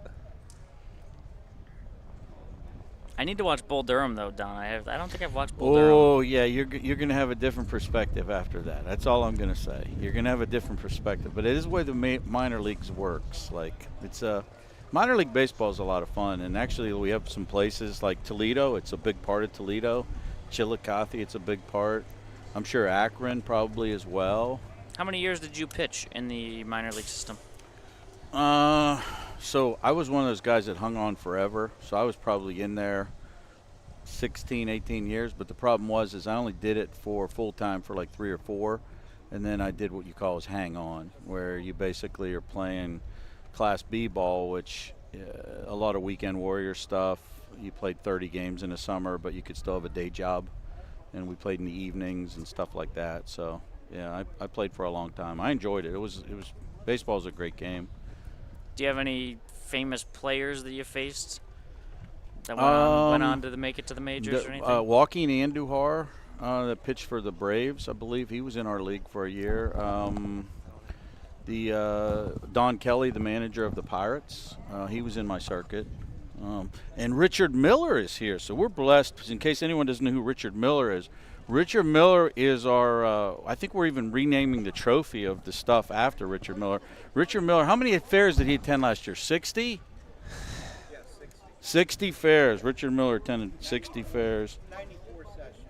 94 sessions. So he is the heartbeat of Ohio. He actually even made it to Canfield, Ohio last year to see Charlie May race in the Canfield Pacing Derby, and he got his winner's circle picture there, which was featured in the Ohio Harness Racing magazine. Did you get a copy of that? I'm going to bring you a copy. Yeah, so we can get you one of those. Yeah, so there's actually a big write-up in there about you, about all the fairs that you attended and the picture in the winner's circle and stuff. So we're super glad to have you, and I'm so refreshed to see you. I was looking forward to seeing these guys, but now that I've seen you, my day is complete, my friend. So how you doing? You doing good? Yeah, real good. I was at Bell Fountain last night. Okay. And I knew you were here today because they looked it up. I asked, I go, Charlie. Okay. So where's, after this, come a little bit further here. Where's your next fair after today? Where are you going to after here? Hi. I'll be going to Wellston. Wellston. Okay. So when's Wellston? And what is that, Saturday, right? And Saturday. Yeah, Friday, Saturday. Friday, Saturday. You making both meets? Saturday for sure. Okay. What about Carrollton? You going to come to Carrollton? I'm planning on doing Beautiful. We'll be at Carrollton. Yep, we have a doubleheader card at Carrollton that day, so that's awesome. But for anybody who doesn't know who Richard Miller is, like I said, he came to – we had a nice write-up in the OHHA magazine. He attended 60-some fairs, 94 meets. That's amazing. But he's our super fan, and I told Frank we got to rename our trophy after him. You know, we got to get a Richard Miller trophy, right? Yeah. So, I'm not going to do as many this year as I did last year, but I'm still planning on attending about 40 fairs. Perfect. 60 is just a little bit too much. Oh, that's a lot, man. You must have a pretty good ride because that thing was really reliable last summer, right? Oh, yeah, I got a good ride. You got a good truck or car. It got you everywhere. I drive a full-size Chevy 2500. Full-size Chevy 2500. That gets around. Yeah. It's got them nice tires on and a good engine. You got everywhere where you need to be. I think I wore out a set of tires. Where was the furthest place east that you went from your home? Marietta? Well, I did Lisbon. Lisbon, okay. But I did go to Marietta. That was a good drive right down 70. Yeah, that's a huge drive for you. Because when I got to New Philadelphia to catch 77, okay. That's like 2 hours to get to New Philadelphia, and there's a sign that says Marietta, 85 miles. Okay, yeah. So it's kind of down there like in the southeastern armpit, like right almost by West Virginia, Marietta. It's like it's nestled in there. They've got a college there, and they always have a meet close to the end of the year, too. Pomeroy? Mixed County. Okay. Yeah, the Rock. And where's the furthest place west you went? You go up to around the Toledo area for any of those? Oh, yeah. Bowling Green, those places? Wauseon. Napoleon, okay. But I couldn't make Montpelier because it was the same day as Old Washington. Okay, so you went to Old Washington, right? Instead of Montpelier. So I have a question for you because, again, you mean a lot to us being the super fan that you are. Some of the fairs that you missed last year, I know you're scaling back, but is your ultimate goal to get to every single fair? No, I would like to go to Jefferson. Okay. It's the same 2 days that Attica Fair is, and I'm going to Attica's home. Okay. So maybe I'll skip one day and drive there, but I think that would be great because I'd love to have you on the air sometime and say, I've been to every single harness racing fair that we've had. So if you could do me a favor, that's what I would like to request of you because I want to have somebody that I could come to ask any question about a fair, ask Richard Miller. He's been there, you know. well, we can do that. All right. I appreciate that, you know. Yeah, because I've already been, all the ones that are so far I've already been to. So. That's awesome. Yeah, put that on your Is list. Jefferson the last one? No, Montpelier, Wauseon, and then Jefferson, I missed. Woodsfield, I missed. I do Woodsfield. Okay. Yeah. But there was something else going on that day is why I didn't go there. That's Greenville, I think, week 2. Well, we have a busy schedule because I know when I'm at Woodsfield, I'm always saying we have 3 other places we're at that day. This year especially, once we get around Labor Day, it gets real crazy. I think it's the 1st of September. We have 5 in one day. So so I would have to change my plans for Sunday or Monday because of Lebanon. Okay. Is that the same day as Oak Harbor, I believe, or Hilliard? Okay. I just think that would be neat to have someone that went to every single fair. So, like, that would be my request of you if I could request one. I'd love to sit down next year with you and say, Richard, have you been to every single fair for harness racing? And you answer yes. I think that would be something that would be hard to be eclipsed for a while. You know? I'm sure. You would be our Tom Brady of harness racing, you know? Here's the real question. Have you been to the Summit County Fair? The fair or the racing? I was the only one that showed up. Susan was there that day, and I said, did anybody else show up with their passport? Because I'd go way up the top of the bleachers to find you guys. Oh, yeah. We're stuck up there in the clubhouse a ways, yeah. All the bleachers went for you. Yeah. And, but yeah, I had to, yes, Matt was trying to hide in Lady Luck that day. Nice. We only had 20 races last year. Oh, yeah, that's always a rough night. the Dayton Fair races, you know, Montgomery County Fair races. Yeah, at the track at Dayton. Yeah, that's great. Mount Pelier, that one's a little bit of a haul. That's basically Indiana. You're real close to Indiana over there. That's one of mine. I like that fair. I like that old Washington because Case Bates is usually there. I like that Case Bates. Great to see you, Richard. Thanks for coming by. The 3 is Fiery Lips.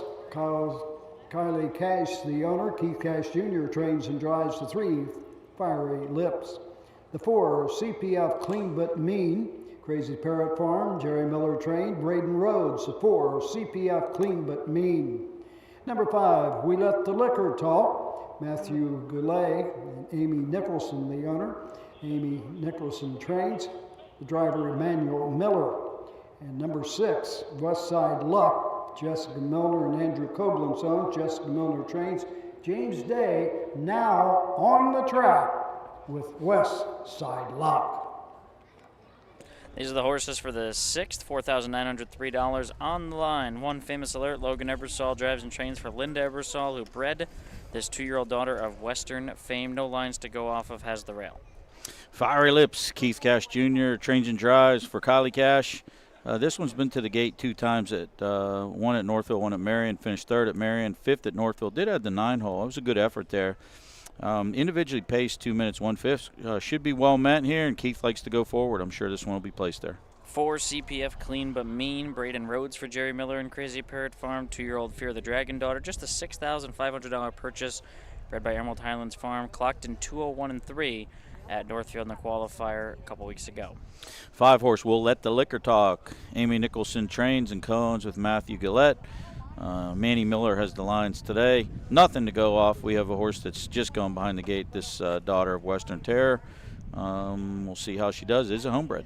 6, Westside Luck. James Day drives for Jessica Milner. Cones with Andy Koblenz. Probably the most unlucky drawer so far in the field. An 8-hole and the 6-hole here, which is the widest post. So no luck in the post draws, but 2 minutes 2/5 clocking on July 1st. 0 for 2 so far. And that's your full field of 5. The owner's race all going to the gate here. 6 will move in one spot as we go to the gate here. 5 in line. And the Wilkenberg starting gate is starting to move. Mike did put a nice big flag, and he asked me my opinion on it. I gave him 2 thumbs up. Kenny? I'll tack on another 2. Matt?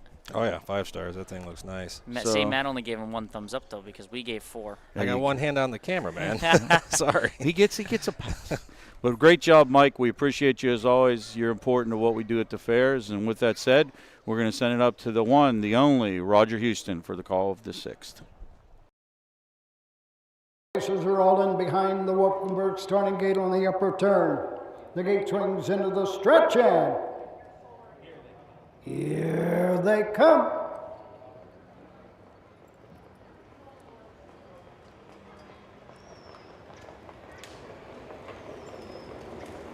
They're off and pacing. Fiery Lips on the inside. On the outside, Westside Luck off stride. CPF Clean But Mean. As they race into the turn, getting away 3rd. That's Famous Alert on the inside. Backing off to drop in 4th. As they race around the turn, We Let the Liquor Talk. And treading the field, CPF Clean But Mean. Straight alignment down the backside, going to the first quarter mark. Keith Cash Jr. and Fiery Lips shows the way by a length and 3/4. Racing 2nd, Westside Luck. Racing 3rd, Famous Alert. Opening panel 31 4/5. The end of the turn. We Let the Liquor Talk is 4th, and the trailer is CPF Clean But Mean. No movement as yet to go after the leader. Keith Cash Jr. and Fiery Lips leads the way by a length and 3/4. Racing right there second as they pass the stands for the first time. Coming to the halfway point, West Side Luck. Racing third, Famous Alert. Fourth is We Let the Liquor Talk, and the trailer remain. CPF Clean But Mean. Halfway home in 105, 2/5 into the turn. On the move from way back, here comes CPF, Clean But Mean, and Braden Rose. From 5th, now 4th, now 3rd, closing in on the outside, but no longer going forward. Down the backside they go. Fiery Lips by a length and 1/4. Right there, second is West Side Luck. Down the backside to the 3/4 mark. Inside is Famous Alert. Hanging on the outside, CPF, Clean But Mean. Now third and moving on, 136 and 4, midway around the final turn. New leader, James Day, West Side Luck, opening up by a length and 1/2. Fiery Lips is fading on the inside second. 3 wide on the outside. We Let the Liquor Talk. Into the stretch they come. West Side Luck with the lead and drawing away with each and every stride. Battles for second and third. Goes to Fiery Lips over CPF, Clean But Mean. The mile, 2:08, 4/5. 2:08 and 4/5. Race number 6 is in the books. 6 West Side Luck. Kenny, I pretty much was just waiting for this one to go by. It looks like she was loaded in the hole and finally did make the move on the 3/4 pole. One clear by about 4 or 5 increasing lengths. Fiery Lips, Keith Cash Jr. does what he does best, takes control of the race, pretty much controlled it for most of it and did hang on gamely for second. 4-horse CPF, Clean But Mean. This one was in and out a bunch of times, actually made up a lot of ground to save third, so good effort for that one as well. 6-3-4 unofficial, 2:08 and 4/5. Yes, 6 didn't get the greatest post draw, but did end up getting a kind of a perfect trip. That's how you draw it up, sit there, draft in behind, and then be able to spring to the outside at 3/4 when you know you get the leader measured. Like you said, he looked like he had plenty of horse there every step, and James Day gets his second win, so he's our second driver to double up. Him and Braden both have doubles. 6 different trainers so far have won, though, so competitive. Everyone, no one's dominated yet, I should say, with the trainers race so far. Still looking for someone to get a double, but West Side Luck, James Day driving double. And I think that wraps up, yeah, all the 2-year-olds on the filly portion of the card. So just have 3-year-old fillies left.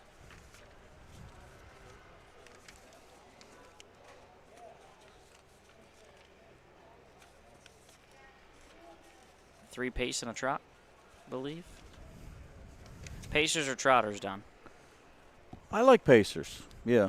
Although, again, it's funny because, like, Macklow Bell was a horse that I loved growing up, so. Pace, number 6, West Side Luck. Jessica Milner, Andrew Cortland, the owners. Jessica Milner, the trainer. James Day with his second winning drive of the afternoon. The 2-year-old filly by the Pandarosa. Well, Luck must be a lady. Home in a lifetime best. 2:08, 4/5. Jessica Milner, James Day, West Side Luck in the 6th. 6 in the books. We're coming back with the 7-3-0 pacing fillies after these important messages.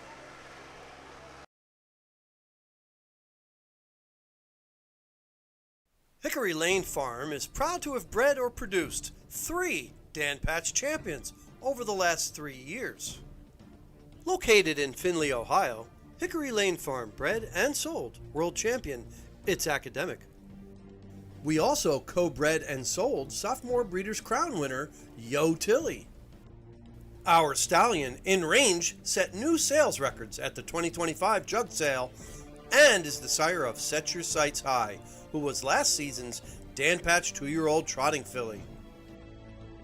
Find your next champion at the Hickory Lane Farm. Consignment. Do you love horses and the outdoors?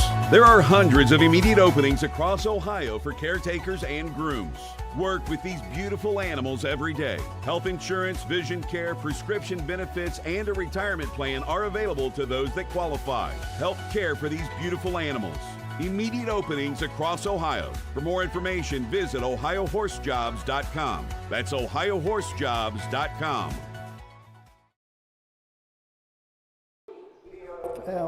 Graceful Jenna, and number 6, Skimming the Sand, Chris Hirschberger.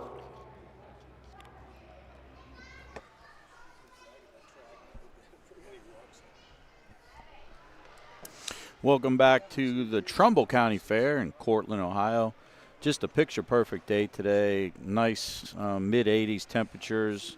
Light breeze, little humid, but a great day to spend with friends and family over here. We've got Hall of Fame announcer Roger Houston, Northfield Zone Kenny Livengood, and Don Tiger here bringing you a double-header card today. So speaking of the baseball theme here, let's play 2 today, as Ernie Banks used to say. So we're going to go through this card here. We've got 4 more to bring you, all 3-year-old fillies, 3 on the pace, 1 on the trot. You asked me, what do you prefer, trotters or pacers? Pacers, so much more reliable. Definitely from a race caller's perspective, too, yeah. I think, like, the funny thing about it is, too, is we have to lie that we love statistics. We love quarterbacks that throw for 400 yards. We love pitchers with 2 ERAs. Pacers go faster. Yeah. They do. So, like, you know, part of the game is, I mean, don't get me wrong. We've got some really nice trotters, and we keep lowering marks, but it's the speed version of our game is our pacers. So I prefer that as well. Those are our oldest Chapmans. Yes. Which gets back to Nolan Ryan. This is interesting, too. We didn't have the radar guns and the technology that we do now. They estimate he threw 107 to 108. Really? Sometimes. I remember having a baseball card that said 106. Yes. So, I mean, that's unreal. There Yeah. wasn't a lot of people doing that back then. Yeah. I mean, that's – and now you have, like, the Jacob Mizorowskis, these guys that are throwing 102, 103 consistently. Yeah, but as good as they are, Jacob had to miss his start before the All-Star. He's not Correct. pitching the All-Star game, and he skipped his start on Sunday for fatigue. Yes. He's thrown 100 innings this year, and he's fatigued, and Nolan Ryan threw 7,000 innings in his career. I mean, it's just a completely different animal of way these guys are brought up. And I don't know, if I was a pitcher, I don't care if my arm was going to fall off. If I have a perfect game through 6 or 7, do not take me out. Correct. Send me out there. You just keep going. Yep. I don't care if I never pitch again. Perfect. What has there been? There's been 23 perfect games? 24? You're probably right. I don't know. Might even be less than that. Yeah. So if I have a chance to go out with a perfect game, send me back out there. Send me back out there. Back to Trotters Pacers. Have you guys ever been out to the Hamiltonian? Nope. Never. I've been to the Meadowlands quite a few times, but never on like a big day. I've been there for the turf thoroughbred racing and then just a couple random, Friday night harness racing, gambling, and I've never been for any of the big races other than the Hamiltonian, and I really enjoyed it. I'd like to go this year because we might have our hometown Ohio horse in. Yeah, right? and Chris Beaver's got an awfully nice horse too. I mean, Ohio trained. I think he's Pennsylvania bred, but still, I mean, it'd be cool to see either one of those two do a little bit of good out there in $1 million Hamiltonian. Might not have a lot more chances to see it from what it sounds like. I don't know where that bidding is at now. I haven't heard much about it. I hope it stays at the Meadowlands. Yeah, I do too. I don't get into politics either, but I know exactly what you're saying. It's like kind of a purist thing. It just seems like they have it and they should have it. Another interesting tidbit, Sean Smith-Peters used to work for Chris Beaver. Oh, no kidding? Yeah, so you find out these kind of things too as you go. Kind of how do these horsemen evolve? Were they born into it? Did they, tutelage under someone? But he worked for Chris for a while too. So I always think that's interesting when, you're trying to find out backstories on people. Yeah. Chris is a master trot man. Talk about horse whisperer kind of guy. Yes. I mean, you mentioned it before. Like, I mean, those Triumphant Caviars, people call him, it sounds like all the time. Like, I cannot figure this thing out, yeah. and he's like, oh, yeah, they all do that. Don't worry about that. This is all you got to do type thing. Yeah, he is sharp. Great. Always have to respect when he shows up in the young races at Northfield. And then he also has older horses that are good, too. Yeah. He keeps them going. And he trains for another Hall of Fame announcer, Tom Durkin. I didn't know that. Okay. Spartaners. They have that's right. Yeah, Sponzano. Sponzano. Yeah, Yep. yeah. Okay. That's Tom Durkin owns that horse, and Chris trains that one. He was really good at 2. Was still very good at 3. I don't think he's quite been the same horse the last year or so, but still very good, obviously. Made a ton of money. His horse this year, the 3-year-old Colt Trotter, he's said multiple times it's the best horse he's ever trained. And, I mean, that speaks volumes coming from a guy like that. What is the name of this trotter, too? Endurance. Endurance. Yep. Okay. It's good to know. Our listeners. And then the Ohio one we're talking about was obviously Big Ranger. Big Ranger. Yep. Maybe they'll photo in dead heat. That would be ideal. Here's your post for race 7. $1,685. Number 1 is Dancing Dottie. John Schimmelbach, the owner. Isaiah Shrake trains. Logan Eversole. Number 2 is Scratched. The 3, Takeaway Hanover. Cap Equine Estates. Corey Damon trains. Braden Rhodes. Number 4, I'll Be Home First. Justin Irvine owns. Don Irvine Jr. trained. Jason Thompson. Number 5, Ever Lather. Hagerman Racing. Herman Hagerman trains. Emmanuel Miller drives. The 6, Skimming the Sand.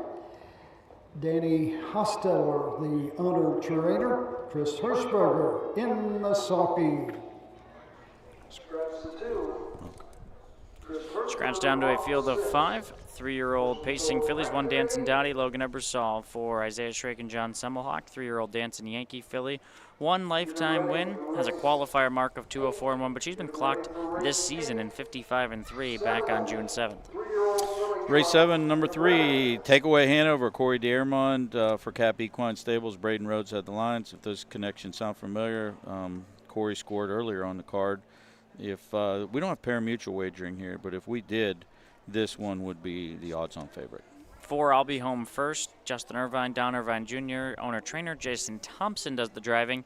7-time winner, 6 of them last year. She did some really nice things as a 2-year-old.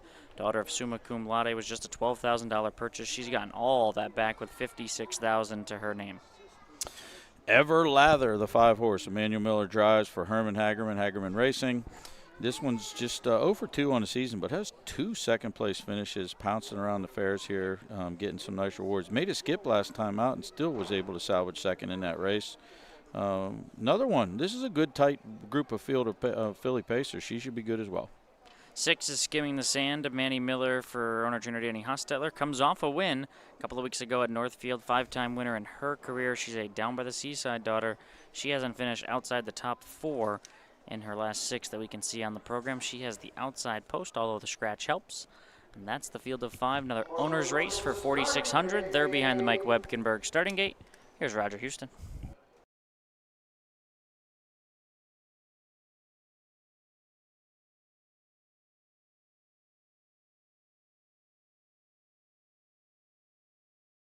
The first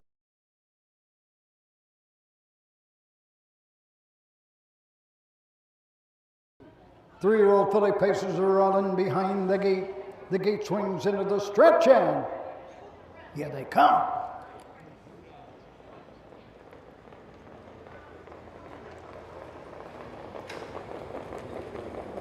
They're off and pacing. That's Takeaway Hanover going right out for the lead. Dropping to the pylons, that is I'll Be Home First. Up on the outside, Skimming the Sand. Now 3rd, now 2nd, and going on. Racing 4th, Dancing Dottie, and treading the field, Ever Lather. Down the backside to the first quarter mark. Takeaway Hanover, and Braden Rhodes shows the way. I'll Be Home First is there 2nd. Long Mile on the outside.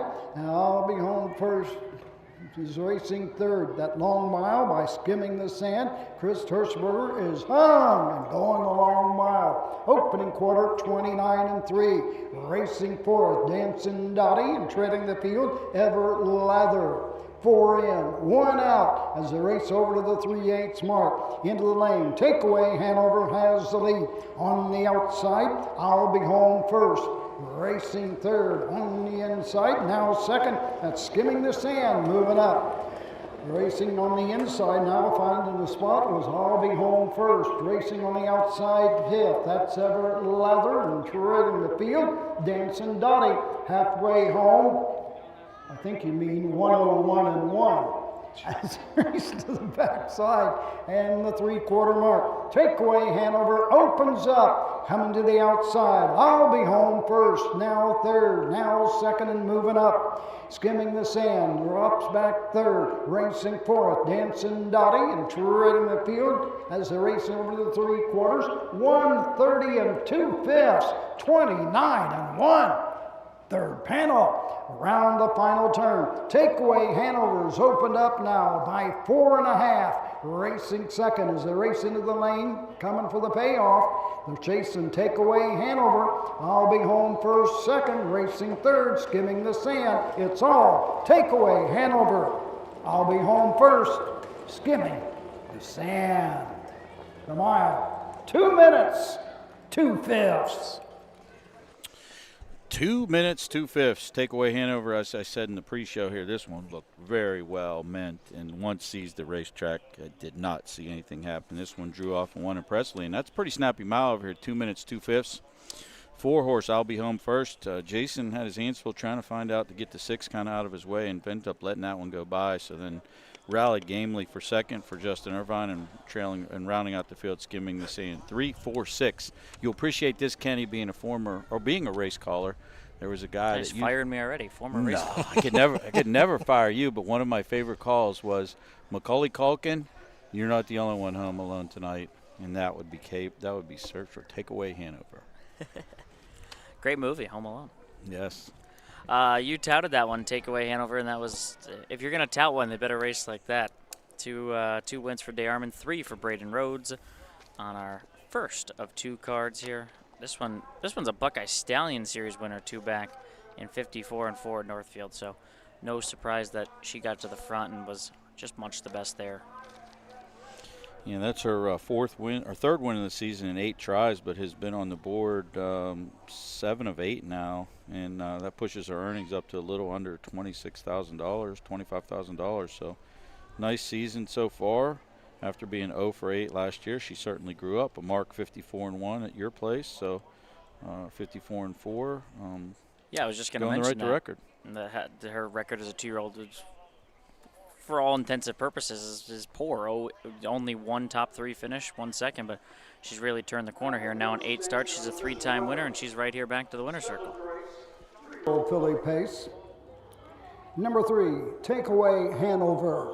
Cap Equine Estates of Youngstown, Ohio. Corey DeArmond's 2nd win on the card. A driving triple for Braden Rhodes.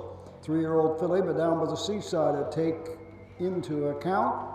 Home a winner in 2 minutes, 2/5. Final half, 59 and 1. Final quarter, 30 seconds flat.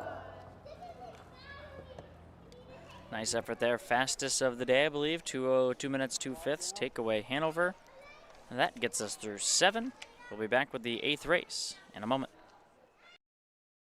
At Ohio State's Galbraith Equine Center, our veterinary champions are here for your champions 24/7, 365 days a year, providing advanced specialty care for sports horses from all stages and disciplines. Our expert team of boarded surgeons and sports medicine and rehabilitation specialists, together with veterinary cardiologists, internal medicine, and ophthalmologists, make our hospital your best resource for all sports horse performance issues. The Ohio State Veterinary Medical Center's Galbraith Equine Hospital. Call us today at 614-292-6661.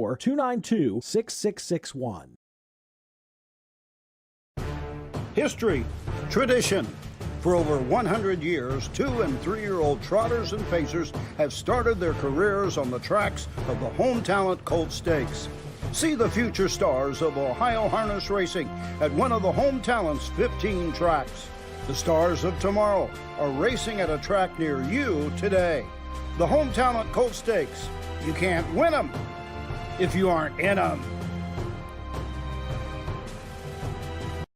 Once a year, the greatest converge. 12 championship races, over $7 million on the line. History will be made. Legends will rise.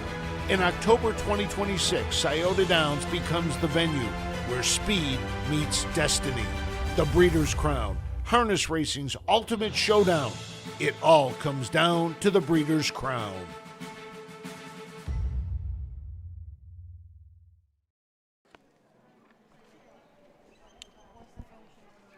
We're back. It looks like Roger's going to do the rundown here. 7th race. Number 1, Dancing Dottie, 4. 2 was scratched. The 3, Takeaway Hanover, the winner. The 4, I'll Be Home First, 2. The 5, Ever Lather, 5. The 6, Skimming the Sand, 3. Top down, 4 scratch, 1. 2, 5, 3 on the bottom. The quarter, 29 and 3. The half, 101, 1. 3 quarters, 130 and 2. The mile, 2 minutes, 2/5. In the upcoming 8th race, make the driver on the 1 horse, Dream of Charlotte, Braden Rhodes. Braden Rhodes on the 1, Dream of Charlotte. Logan Eversole drives the 5, Betsy Ann. Betsy Ann, Logan Eversole. Bring them out. Race 8. 8th race, Trotters, 3-year-old trotting filly, 2nd division, $7,237, field of 7. Logan Ebersol is on the 5, Betsy Ann. Solid field here, Don. A couple of $30,000 earners. Yeah, once you get in these sophomores, you know, they got their legs under them. I love to see, just like that last race, very competitive race on the pacing side. Now we go to the trotting side. You got horses $35,000, $37,000, $29,000. Then you got some sprinkled in here, a second-time starter on the 7. So you catch them from all different angles. Some of them are already established. Some of them are still growing, some improving. Good field and a nice group of horses. Flirt and Tommy, very consistent. 9 of 11 on the board, a lot of slices, 1-2 back. Marion was a good second last time out at Scioto. Still qualifies for a non-winner 1-2, and that's the cool part about most of our listeners who are horsemen know this, but for our fans, in case you're ever wondering why these horses win so much, and then they when you go to a pari-mutuel track like Kenny's or Scioto, they're still qualified for a non-winner 1. So that's the other great part about this program is it allows them to score victories in the fair circuit without using it at the pari-mutuel track. So you could buy a horse, race it at 2 and 3 at the fairs, develop it, and then go into a non-winner 1. Yeah, and that's pretty cool. And then the way our programs are here too, we have non-winners of 1 to 6, condition claimers up to 10. I mean, it's a great way to take a horse over here that's an Ohio bred and run it through all the conditions. So. Yeah, great way to get some experience. You know, maybe you have a horse that's a little quirky. You can try her out in the fairs or try him out in the fairs and learn the horse, develop the horse into a true overnight racehorse, and then go to Northfield or Scioto or anywhere and race in a non-winners of 1. Or if you want to just be a fair guy after the 3-year-old season, that's when you sell them and you focus on your young horses for the following fair season. And someone out east or someone, running aces can take the horse, and you have your non-winners of 1 trotter that has shown the ability to win and has a knack for winning. You can teach them how to win. Some horses, you look in the program, there's horses that don't like to win. They don't want to pass horses, but maybe they can get that experience at the fair and learn that before they go on to the pari-mutuel races when they race for 9, 10, 12,000 a night. Yeah, it's a good place to race in. And like you said, this year, these aren't split, especially at tracks where you can get 7 horses in a race. We're not splitting divisions, and we're going for a legitimate purse. I mean, $7,000 is it's better than the condition claimer non-winners of 1 at Northfield, which goes for $5,000. So, it's worth more money to come here. I bought a horse, Chelsea's a winner, who was a 2 and 3-year-old Ohio fair horse. Had made a lot of money, did very well, had a good record. Bought her, ran her in some condition races, and ended up selling her out east for a gentleman that wanted to race her in some of the amateur races and different things like that. And then last year on Hambletonian Day, she was the dam of a winner in one of the big $300,000 races, or ran second or third. I'm sorry, she didn't win, but she ran second or third. But that's kind of neat because you're just looking in the program. You're like, I used to have that horse, and now she's the dam of a horse racing on a big circuit. So that tells you how good the breed is over here and how much really. That's why I always like to say these are the stars of today for tomorrow. A lot of the horses that are racing on these circuits are only going to get better and have an impact on the sport, whether it be in the breeding shed or on the racetrack. It's always fun to see the breedings after a horse wins and just getting to play a game. Like, do I know that horse? Do I know that horse? So obviously I don't know a ton of the dams, but I'm sure as I'm in Ohio more, I'll start to see the same familiar names. You will.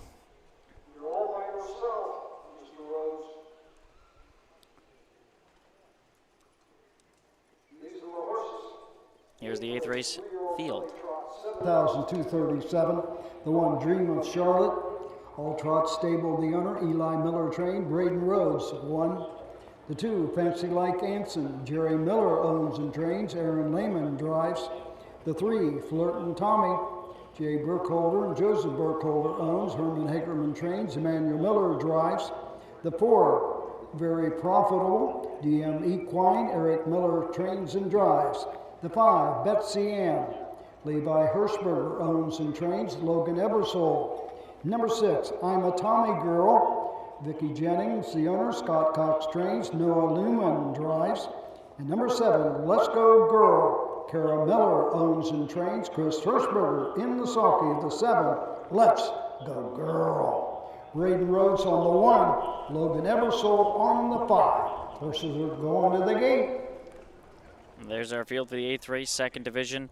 Dream of Charlotte, Braden Rhodes picks up the drive for Eli Miller and All Trot Stable, the daughter of Uncle Peter. We've touched about it. She's been consistent, 5 straight top 3 finishes with a pretty dominant win, 4 back at the Meadows and a now winners of 1. She's got a 2nd and a 3rd in her 2 BSS tries since moving into the Eli Miller barn.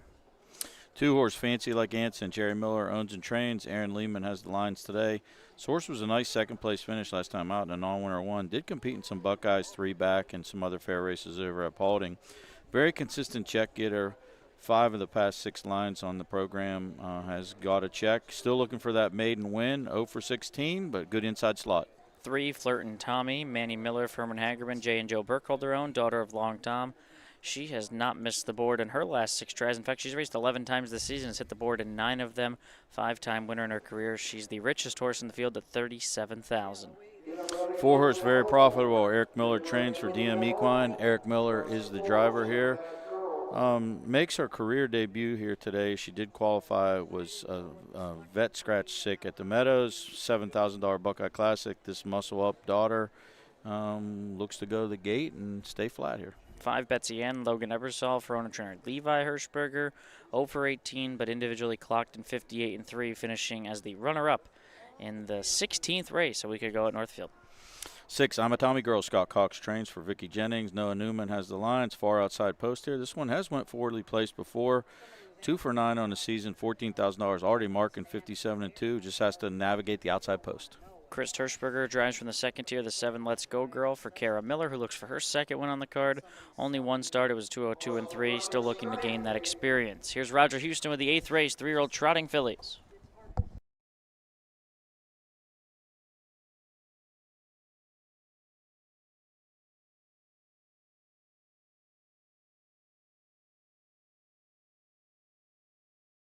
Filly trotters are all in behind the gate. The gate swings into the stretch, and here they come.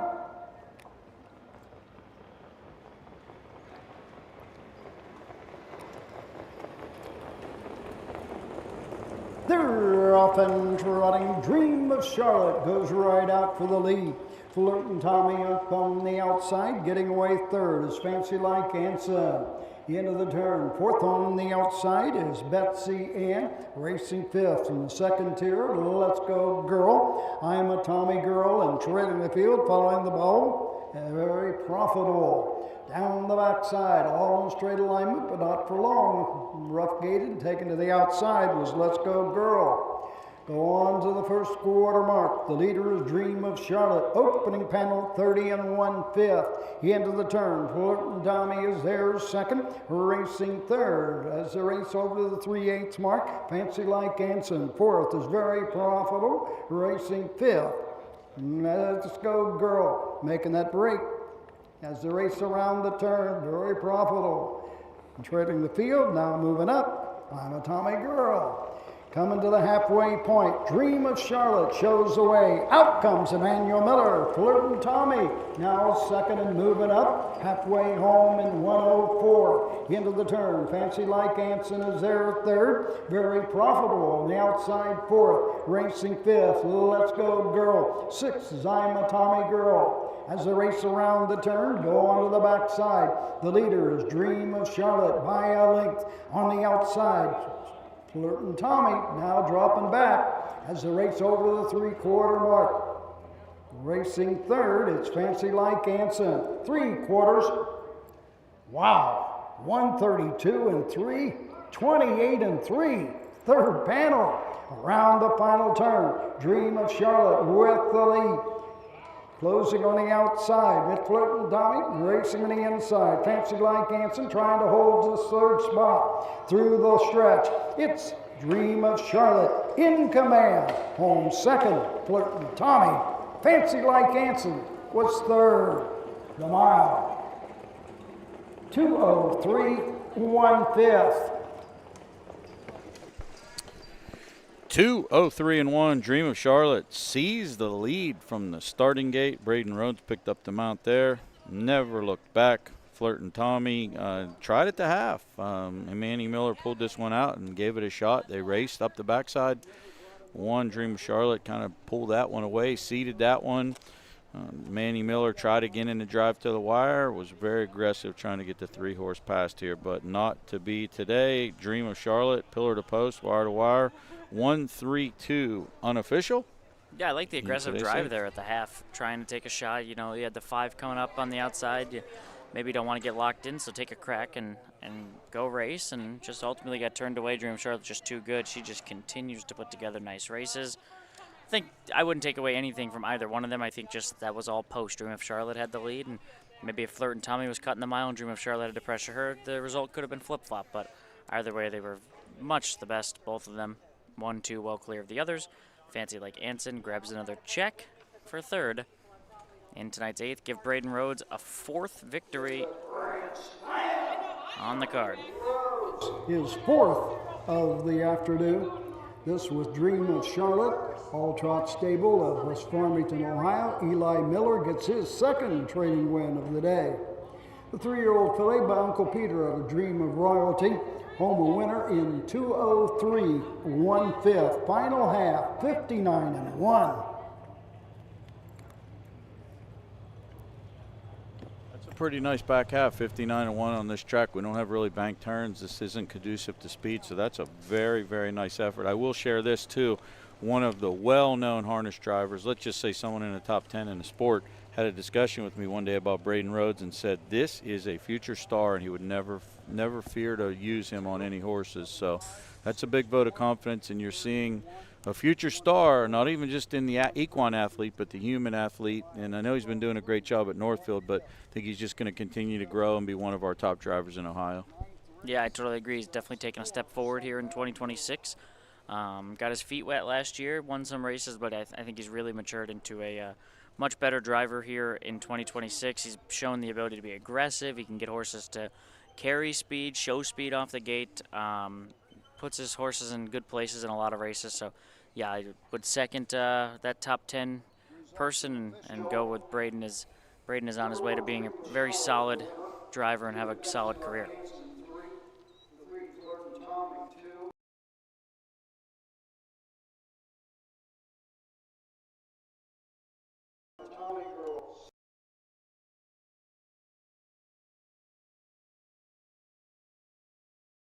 When you need supplies for your horse, one name stands out: Big D's. Since 1976, Big D's Tack and Vet Supply has been the equine experts you can trust. Whatever your horse needs is available at Big D's Tack and Vet Supply. Order online at BigD'sWeb.com. Use code FAIR26 and receive $10 off your next order. Big D's Tack and Vet Supply.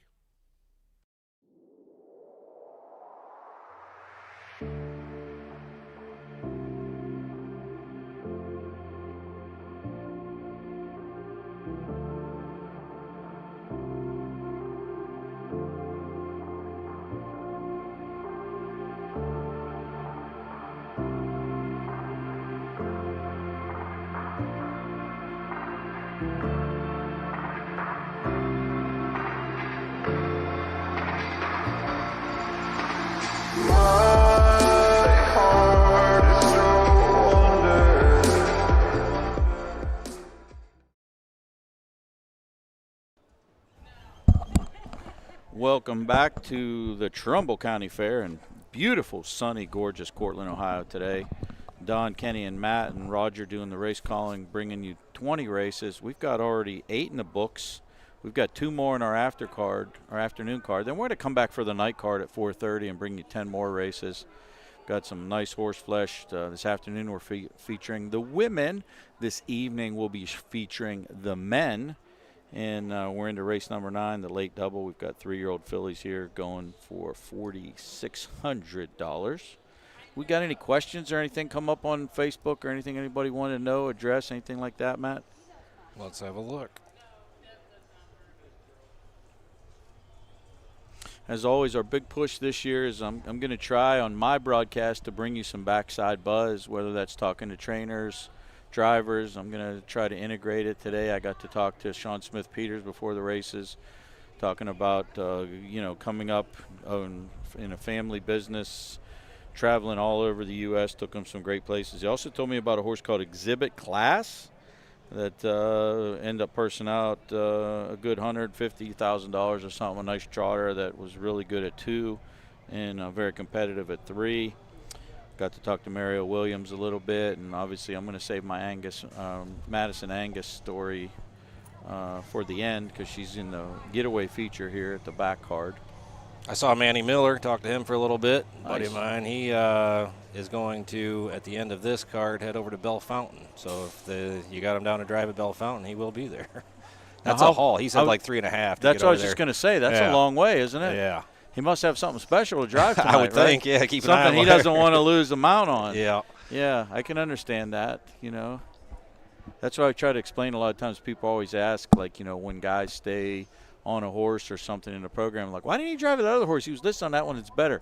It's relationships. Oh, yeah. And a lot of times, a guy like Manny was given an opportunity by someone, and they have a horse in over there, and he feels responsible to make sure he goes and drives it.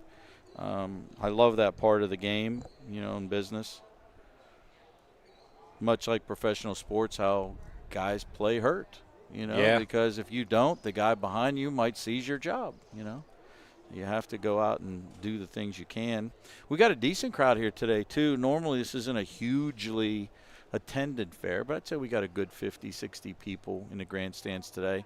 I have to be truthful. I always like when we can bet. Yeah, I mean, that's definitely a draw. I think it does, because even like the $2 bettors and fun that we have for that, it just adds more intrigue. I love to look at the tote board. Yeah, see what some of the crazy payouts are, sometimes you get a Jeff Nysander winning from the rail at 99-1. Like, how does that happen? How does that happen? And just because there's $30 in the pool and someone didn't, they bet all the other horses. But, yeah, I always enjoy that aspect of it. And some of the fairs that I really enjoy, like Zanesville, they have good betting there. Greenville has good betting. That's amazing betting crazy there. Those are places I really love to attend because I think that's fun. You ever made it over to Champaign County, Urbana? Mm-mm. They have a huge night over there. They have a Buckeye Stallion Series night, and I think that's the same night as they call it their chamber night, where they have just tons of giveaways. I mean, they give away big screen TVs and huge prizes, and they just give out tickets as you walk in, and there's no admission to the stands or you don't have to pay to get entered into it. It's just like a huge draw for the horse racing over there. Wow. I mean, it is a big night. So they handle some decent money, too? Oh, yeah. Like 20, 30K? Yeah, 20 at least, I'd say. Yep, I think it was over 20 last year. Now, where is Urbana, so our listening audience knows? So what's that close it's to? right off of 68. It would be south of Bell Fountain.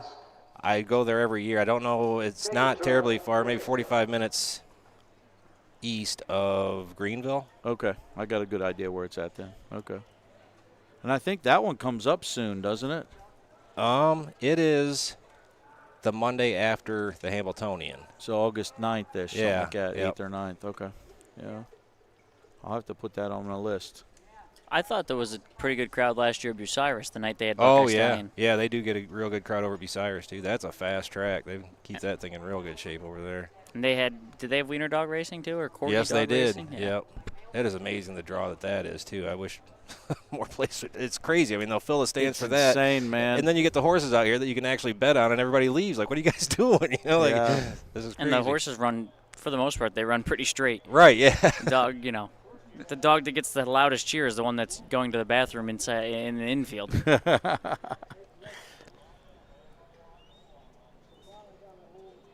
I heard a rumor that there were dogs here, but I don't think there's dogs here, right? I haven't. No, I would think you'd start hearing them and seeing people funneling in a little bit by now. Less are for the night card. Could be. I don't know. I mean, I don't remember them here in the past, to be honest. And usually Woody lets me know when something like that's going on. Here's the post parade for race 9.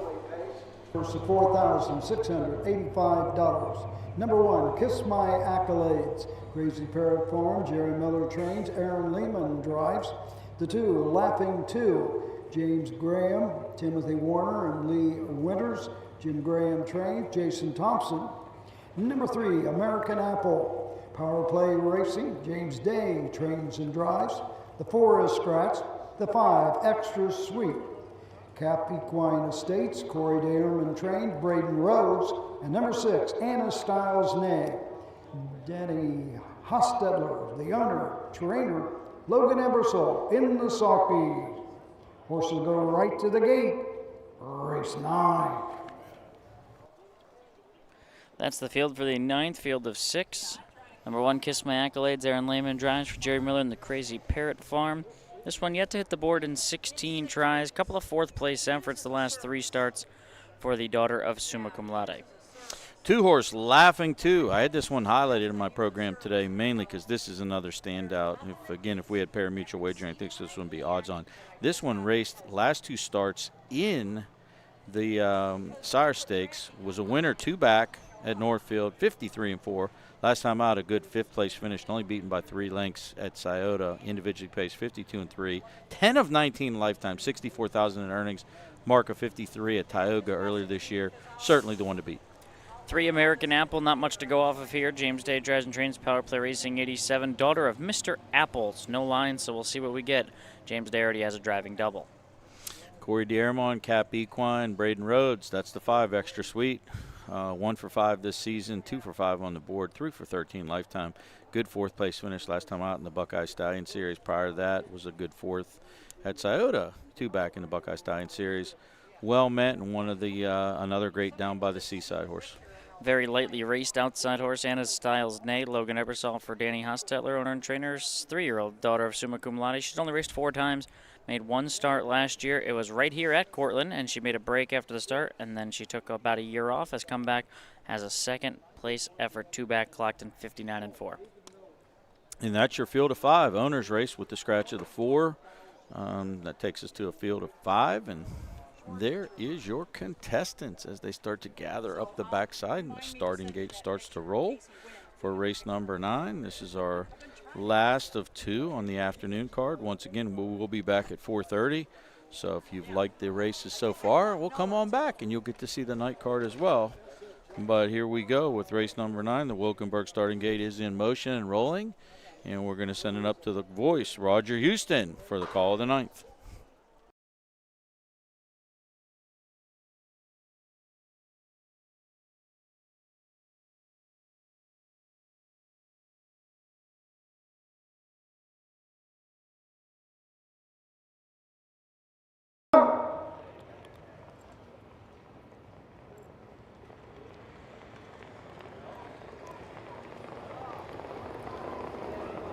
They're off and pacing. That's Extra Sweet going right out for the lead. Laughing 2 gets away 2nd. Kiss My Accolades is there 3rd as they race into the turn. Anna Styles Nay up on the outside.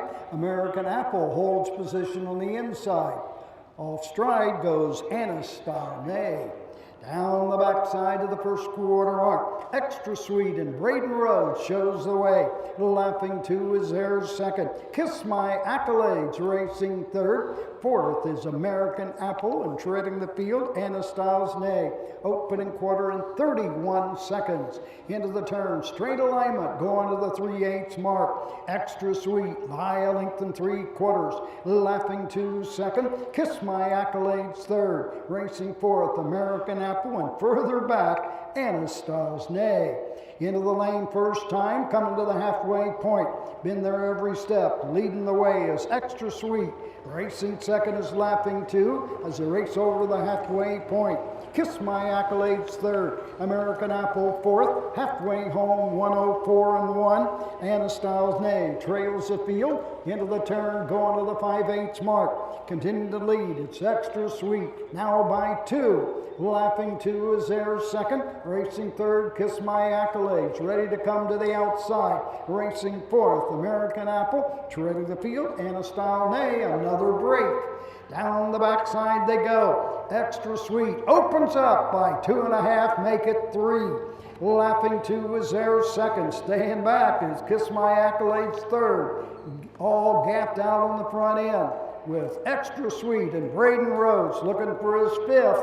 1:34-4 into the stretch. Coming to the outside, Jason Thompson and Laughing 2. Into the lane they come. Extra Sweet with the lead. Laughing 2 is there second. It's all Extra Sweet. Laughing 2. Kiss My Accolades. 2:03 4/5. 2:03 4/5, a sub 1 minute back half.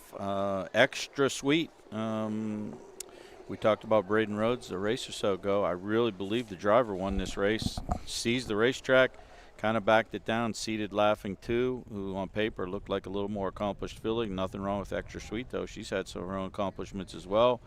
Wire to wire, never was in doubt. The two could not reach at all. 5-2-1 unofficial. Another nice performance. Got to see some nice flesh here, some Sire Stakes performers and Buckeye horses. Never know who's going to show up at these fairs. Yeah, Laughing 2 is kind of surprising, actually, probably to see her dropped in the box here. This is a horse that won a leg of a $50,000 Sire Stakes back at Northfield on June 20th and was in the Sire Stakes again, finished 5th. She did nothing wrong, 27 last quarter, 52-3. Just didn't fire. I don't think she really fired her A game tonight. I think Extra Sweet did fire her A game. The Corey DeArmond barn with a triple. They are riding the hot hand off last night's Sire Stakes win. And Extra Sweet, Braden Rhodes has got 5 out of the 9 races today. So he is red hot. Another daughter of Down by the Seaside. So give her 4 career wins. Second this season.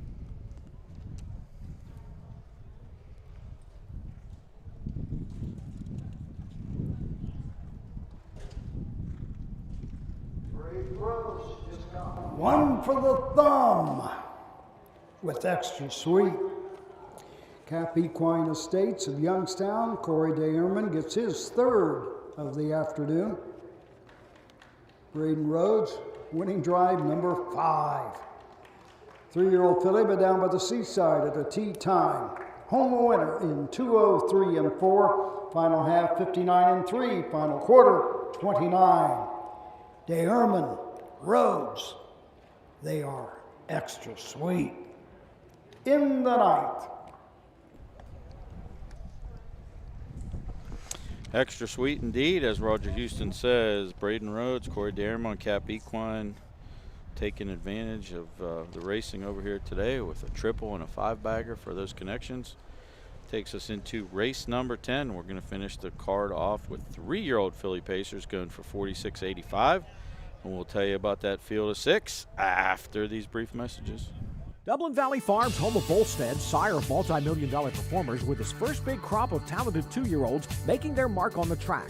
Also standing Slay, son of Chapter 7, with his highly anticipated first crop of yearlings selling this fall. And Coach K Hanover by world record holder Walner with his first crop of 2-year-olds hitting the track this summer. Looking for your next superstar? Dublin Valley Farms and our clients proudly offer high-quality yearlings with pedigree, confirmation, and performance potential at public auctions this season. Backed by a team that cares, Dublin Valley Farms, Fredericksburg, Ohio. Feel the thunder, experience the speed, witness the excitement of Ohio harness racing. Ohio is home to 4 pari-mutuel tracks with exciting action at Northfield Park, Scioto Downs, Miami Valley Gaming and Racing, and Dayton Raceway. Plus racing at 66 county and independent fairs statewide. From legendary events like the Little Brown Jug to the Dayton Racing Derby, Battle of Lake Erie, and Next Generation Stakes, Ohio is where champions race. The speed, the tradition, the excitement. Don't just watch it, be a part of it. Race Ohio, it's your best bet.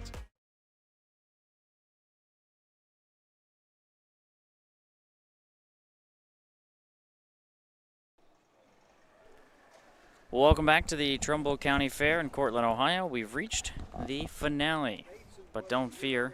If you've enjoyed 10 races, we have 10 more coming up at 4:30, so it's we'll be about 2:30, about a 2-hour break before we're back. It's enough time to have some lunch. Have some lunch and refuel and go right back at them. We'll do the replay. You saw 10, we're going to give you 10 again. It'll be the boys' turn, as we saw all filly races here in the first 10. We have, I believe, 9 boy races and then a free-for-all later.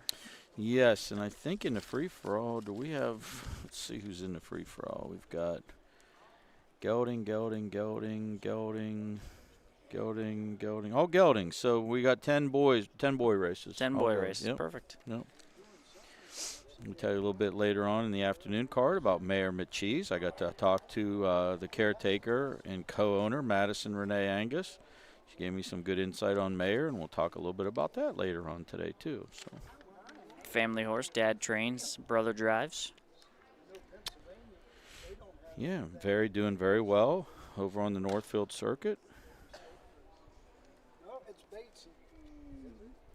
Case Bateson wasn't here for race 1, but he's here for race 10. He is on the 1. I actually had it written down as a driver change because I figured he wasn't here. But that is definitely Case. And we've got Manny Miller listed on the 4 and the 6, so he's got to take his choice of that. Do we know that yet? Yep, it's Manny's going to drive the 4. We got Chris Hirschberger on the 6.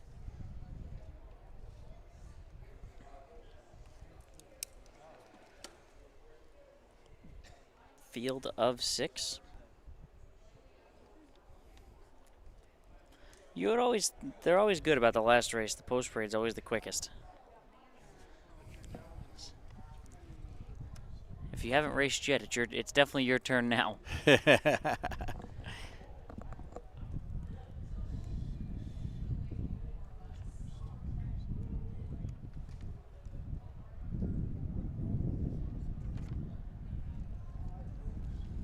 had some exciting races today, a couple nice horses. Early races were very good, although the speed did hold on a lot of them. But I think a lot of fair races are like that. You get to the front and you avoid any trouble with any breaking horses, and just, you know, some of the turns aren't the easiest to pass. You don't pick up any momentum with any banking here. The banking is quite zero, basically. Yeah, you've got a flat track here. I think they race some kind of stock cars or like those, I don't even know what, a lot of that, I think either motorcycles or something, so it's more of a flat track. Yeah, I think it's the what do they call, flat track motorcycles? Something like that.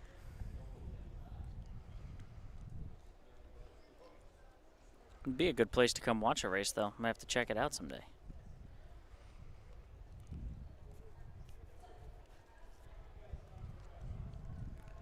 Case Bateson will lead the post parade. He's working his way over, so we'll have Roger here in a moment with the 10th race post parade.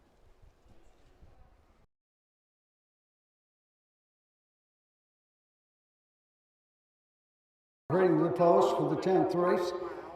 3-year-old filly Pacers for a purse of $4,685. And these are the horses. Number 1, Who You Foolin'? Crazy Parrot Farm, the owner. Karen Fred trains. Case Bateson. Number 2, Diamonds Hannah. Eli Burkholder owns. John G. Wingard trains and drives. The 3, Last Season. Power Play Racing 87. James Day trains and drives. Number 4, Rose Run Bella. Hagerman Racing and Martin Yoder. Herman Hagerman trains. Emmanuel Miller, the 4. The 5, Song of World Peace. Philip Baldoff owns. Isaiah Shrake trains. Logan Ebersole. And number 6, Heavens East. Danny Hostetler, the owner and trainer. Chris Hirschberger in the sulky of the 6, Heavens East. 10th race field, 1, Who You Foolin', Case Bateson for Karen Freed and Crazy Parrot Farm. 0 for 11 in her career, still getting experience. Did finish 3rd in a qualifier, clocked in 2:02.1 most recently at Northfield. 2-horse Diamonds Hannah. John Wingard owns and trains. Eli Burkholder owns this one. He paid $3,000 at the Buckeye Classic still. We have no lines. This is the maiden voyage for Diamonds Hannah. 3 last season, James Day drives and trains for Power Play Racing 87. Daughter of summa cum laude, 1 lifetime win a year ago at Lisbon, 2:04.1. 0 for 5 this season, has a second-place effort at Paulding and was 4th at Marion. 4-horse Rose Run Bella. Herman Hagerman trains and co-owns with Martin Yoder. Manny Miller has the lines today. This one's coming off a big, impressive 3-length win at Marion last time out. Left the starting gate, sat the pocket, and exploded in the lane at a nice 10-1 upset. Mutual. Well meant. This horse paced in 54-4 last year as a 2-year-old. The likely choice in here. 5 Song of World Peace. Logan Ebersol for Isaiah Shrake and owner and breeder Phil Baldoff. 3rd-place effort at Northfield a couple weeks ago and was 4th at Marion in 207-4. 6-horse Heaven's East. Danny Hostetler. This is comes off 2 qualifiers. Last race at Canfield last August 30th. Finished 5th that day. Chris Hirschberger gets the drive here. We'll see how the screws are tightened down. Tough outside post for the first start of the year. They're behind the Mike Webkenberg starting gate already. Here's Roger Houston. Swings into the stretch, and here they come.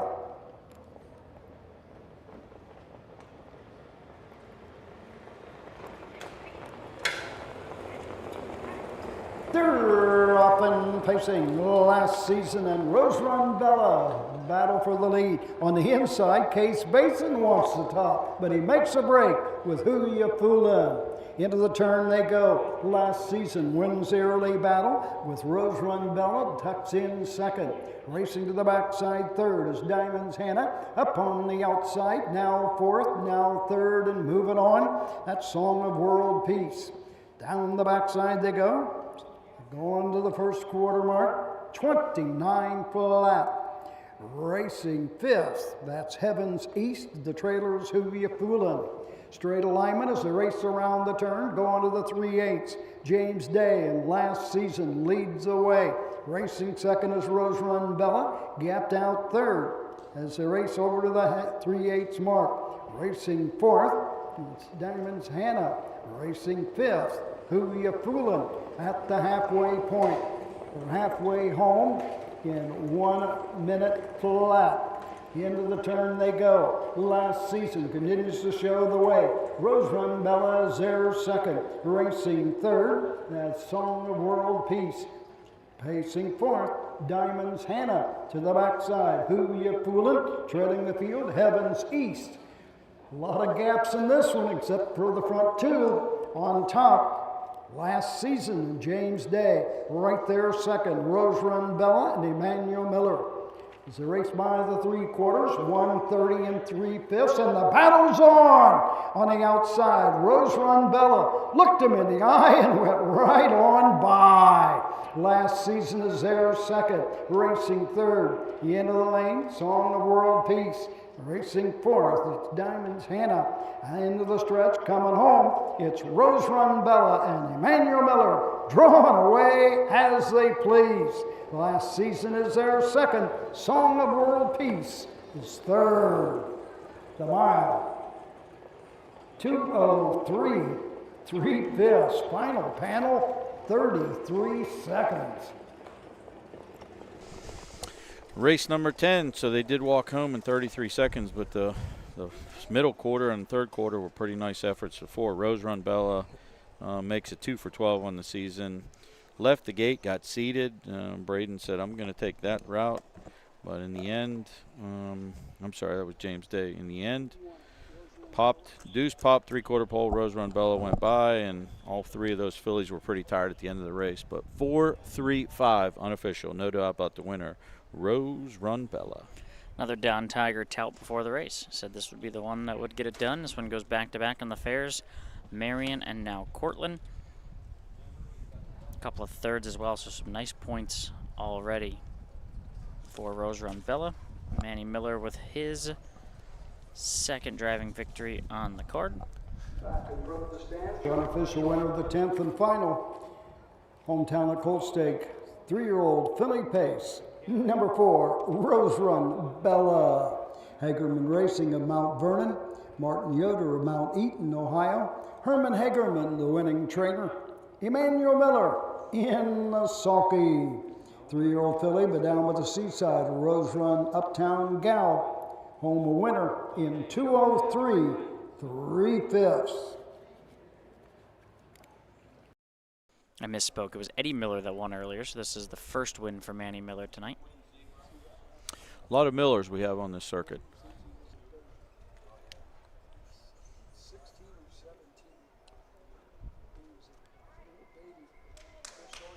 Nice picture and a nice looking filly there.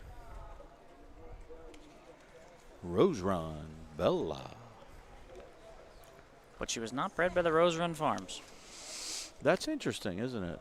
The mom is a Rose Run Uptown gal. Okay, so maybe that's why. Well, that's 10. That is 10. We've made it through our first card. Very enjoyable. We got to see some snappy mouths, some good back halves, some good equine flesh. And I say let's do it again. I say let's do it again in 2 hours. Anyone looking for Wilmington, I just want to remind everyone they're starting at 4 today and not 5. Early start. Yeah, 18 races tonight over there, so starting a little early. Yeah. Do they have lights? I don't think so. That's why we moved it up. Yep. Wow, 18 races. I guess we have 20, so. Number 5, Song of World Peace, 3. The 6, Heavens East, 6.